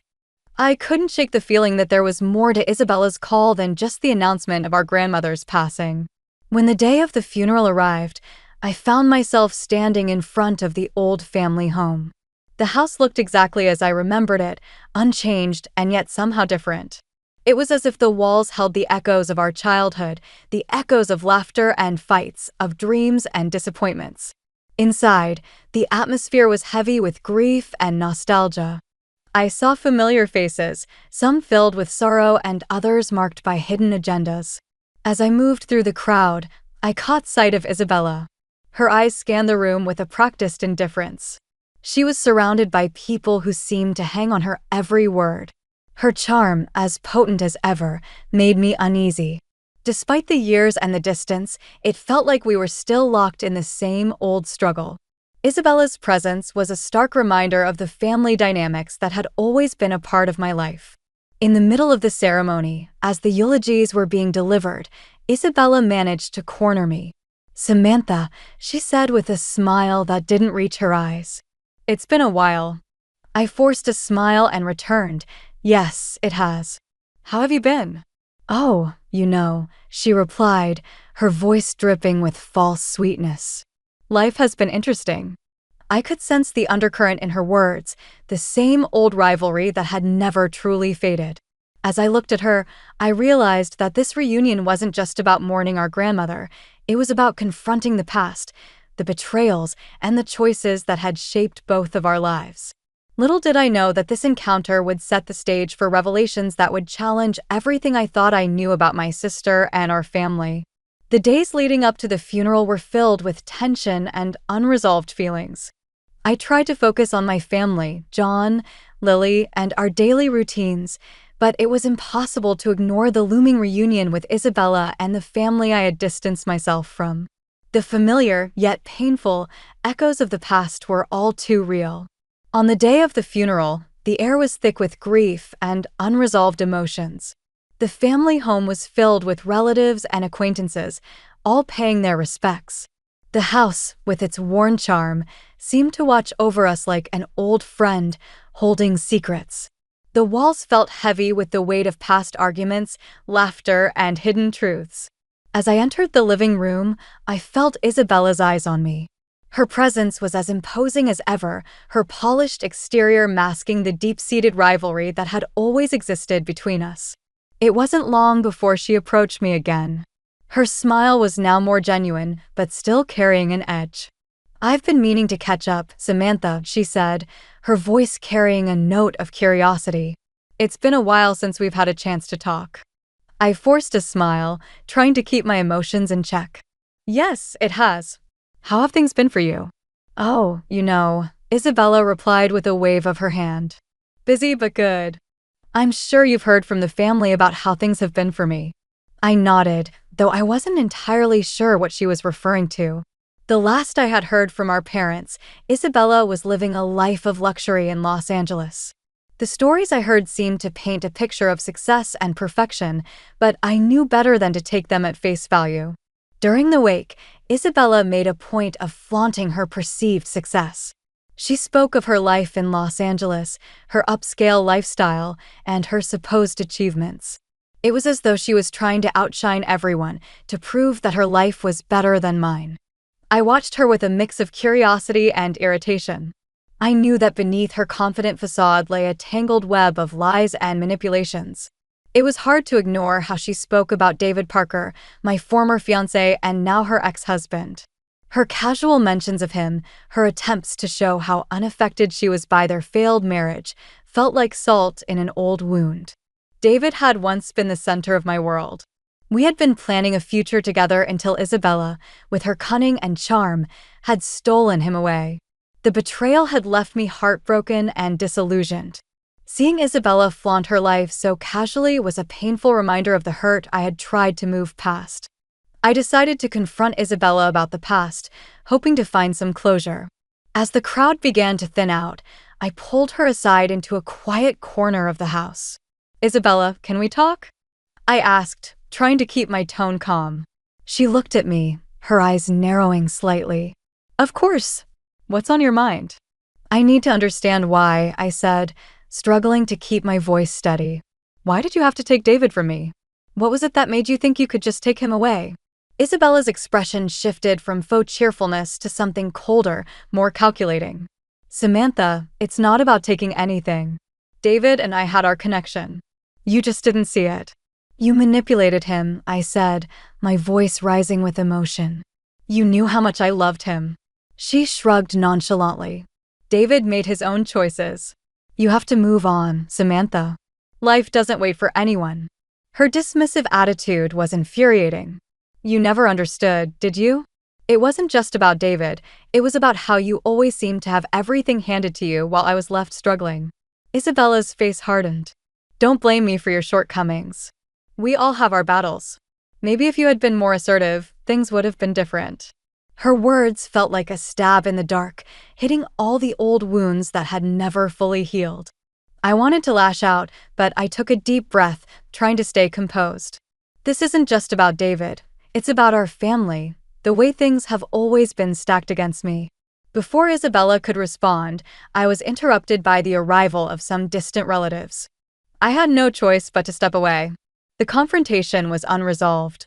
The rest of the evening was a blur of faces and condolences, but my mind was occupied with thoughts of the past and the unresolved issues between Isabella and me. The next day, as the funeral came to a close, I felt a sense of both relief and apprehension. The family dynamics were as tangled as ever, and I knew that there was more to uncover. Isabella's perfect life was beginning to crack, and I was determined to see the truth come to light. I left the funeral with a heavy heart but a renewed sense of purpose. There was more to the story, and I was prepared to face it head-on. The confrontation had set the stage for deeper revelations, and I was ready to uncover the full extent of the lies and deceptions that had shaped our lives. The days following the funeral were filled with an unsettling calm. I found myself replaying my confrontation with Isabella over and over, seeking clarity in the chaos. It was clear that the family's underlying issues were far from resolved. My mother's apology, though appreciated, did little to mend the rift that had existed for years. John and Lily were my anchors during this tumultuous time. They sensed my distress, but chose to offer comfort rather than pry into my troubles. Lily, with her innocent curiosity, continued to pour her heart into her YouTube channel, sharing her drawings with the world. Her joy was a bright spot amidst the darkness. It wasn't long before the next chapter of the saga unfolded. Isabella, ever the drama queen, took to social media to mock me subtly. Her posts were veiled in sarcasm, presenting herself as the picture of success while implying that my life was dull and insignificant. It was frustrating to see her attempt to diminish my happiness in such a public way. That's when Lily's YouTube channel became a weapon in this battle. One evening, after a particularly cruel post from Isabella, Lily and I decided it was time to use her platform for more than just showcasing her drawings. I helped Lily create a video that countered Isabella's lies, focusing on the positive aspects of our lives and subtly addressing the falsehoods Isabella was spreading. The video, while innocent on the surface, contained enough pointed references to make it clear that we were aware of Isabella's attempts to undermine us. It quickly gained traction, and soon the comment sections of both Lily's channel and Isabella's posts were flooded with reactions. People began to see Isabella's facade for what it was, an elaborate mask hiding insecurities and deceptions. As the video went viral, Isabella's reputation started to crumble. The social media backlash was swift and harsh. Comments pointed out the discrepancies in her stories and questioned her integrity. The spotlight she had so carefully crafted was now exposing her vulnerabilities. Meanwhile, Isabella's personal life began to unravel in parallel. David, struggling with the public fallout from our confrontation and the negative attention surrounding his and Isabella's failed marriage, made a significant error at work. It led to his dismissal from his position as a software engineer. The professional and personal pressure became too much for him, and he fell into a deep spiral of self-doubt, unable to cope with the financial and emotional strain. Isabella made a drastic decision. She filed for divorce, severing the final ties with David. Their son, James, became a casualty of this turmoil, and due to Isabella's unstable situation, he was placed into a care facility, a stark contrast to the privileged life she had once flaunted. The family dynamics were shifting rapidly. My mother, who had always been more sympathetic to me, approached me with a heartfelt apology for the past. She admitted that her favoritism towards Isabella had been a mistake, and she acknowledged the hurt it had caused. "I'm sorry for everything, Samantha," she said, her eyes filled with regret. "We should have done better by you. I see now how much pain we've caused."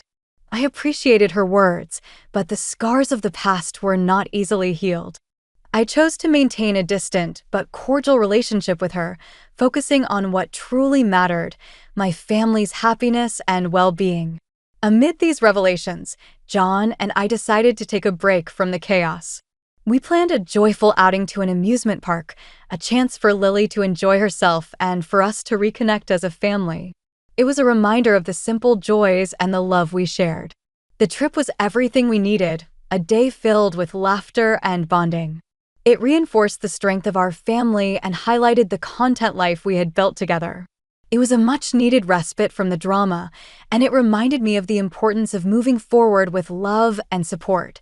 As we enjoyed the day, I realized that while the past had its shadows, the future held the promise of light. With Isabella's downfall and the family's apologies, I felt a sense of closure. The journey was far from over, but for now, I could focus on cherishing the present and looking forward to a brighter future. The weeks after our trip to the amusement park brought a profound sense of calm. My life, once shaken by familial discord, was finding its equilibrium again. As I looked around at my little family, I realized how much we had grown through all the trials. Isabella's downfall was a hard pill to swallow, but it was a reminder of the destructive power of envy and manipulation. Her failed attempts to belittle my life had only served to bring her downfall into the spotlight. The divorce, the loss of her son to a care facility, and her diminishing reputation were harsh consequences of the path she had chosen. David, once a part of my life and now a figure of past regrets, faced his own set of challenges. His dismissal from his job had left him struggling to find his footing, yet despite everything, there was a sense of detachment on my part. My focus had shifted entirely to my own family and the life we had worked so hard to build. John and I continued to nurture our relationship, finding strength in each other. Our daughter, Lily, thrived in her creative endeavors. Her YouTube channel remained a beacon of joy and positivity, helping to distract from the negativity that had surrounded us. Watching her grow and flourish was a constant reminder of what mattered. One day, I received a letter from my mother. In it, she expressed her sorrow for the way things had unfolded and asked for forgiveness. Her apology was heartfelt, but I knew that mending our relationship would take time. I responded with kindness, acknowledging her regret while emphasizing the importance of moving forward. Our family dynamics had been altered permanently, but the experience had also brought clarity. My parents' favoritism towards Isabella and the subsequent fallout had taught me invaluable lessons about resilience and forgiveness. It was clear that healing from these wounds required more than just time. It required understanding and a willingness to let go of past grievances. In the quiet moments of reflection, I understood that the pain of the past had forged a stronger bond within my own family. John, Lily, and I were more connected than ever, and our shared experiences had deepened our appreciation for one another. We found solace in our daily routines and the small moments that brought us joy. As summer turned to fall, I began planning a new project, one that would honor the lessons learned and the family we had become. I started a community initiative focused on helping families navigate conflicts and build stronger relationships. It was a way to turn my experiences into something positive, offering support and guidance to others who might be facing similar challenges. Looking back, I saw how far we had come from those turbulent days. The confrontation at our grandmother's funeral, the subsequent revelations, and the social media battles had all led to a profound transformation. Isabella's story was a cautionary tale, but it was also a testament to the strength of my resolve and the importance of moving forward with love. As I closed the final chapter of the story, I felt a sense of closure. The journey had been arduous, but it had also been enlightening. The road ahead was filled with promise, and I was ready to embrace it with an open heart. In the end, it was the love of my family and the lessons learned that had guided me through. With John by my side, Lily's laughter brightening our days, and the community project taking shape, I knew that the future was ours to shape. As I looked forward, I carried with me the certainty that no matter what challenges lay ahead, our family's strength and unity would guide us through.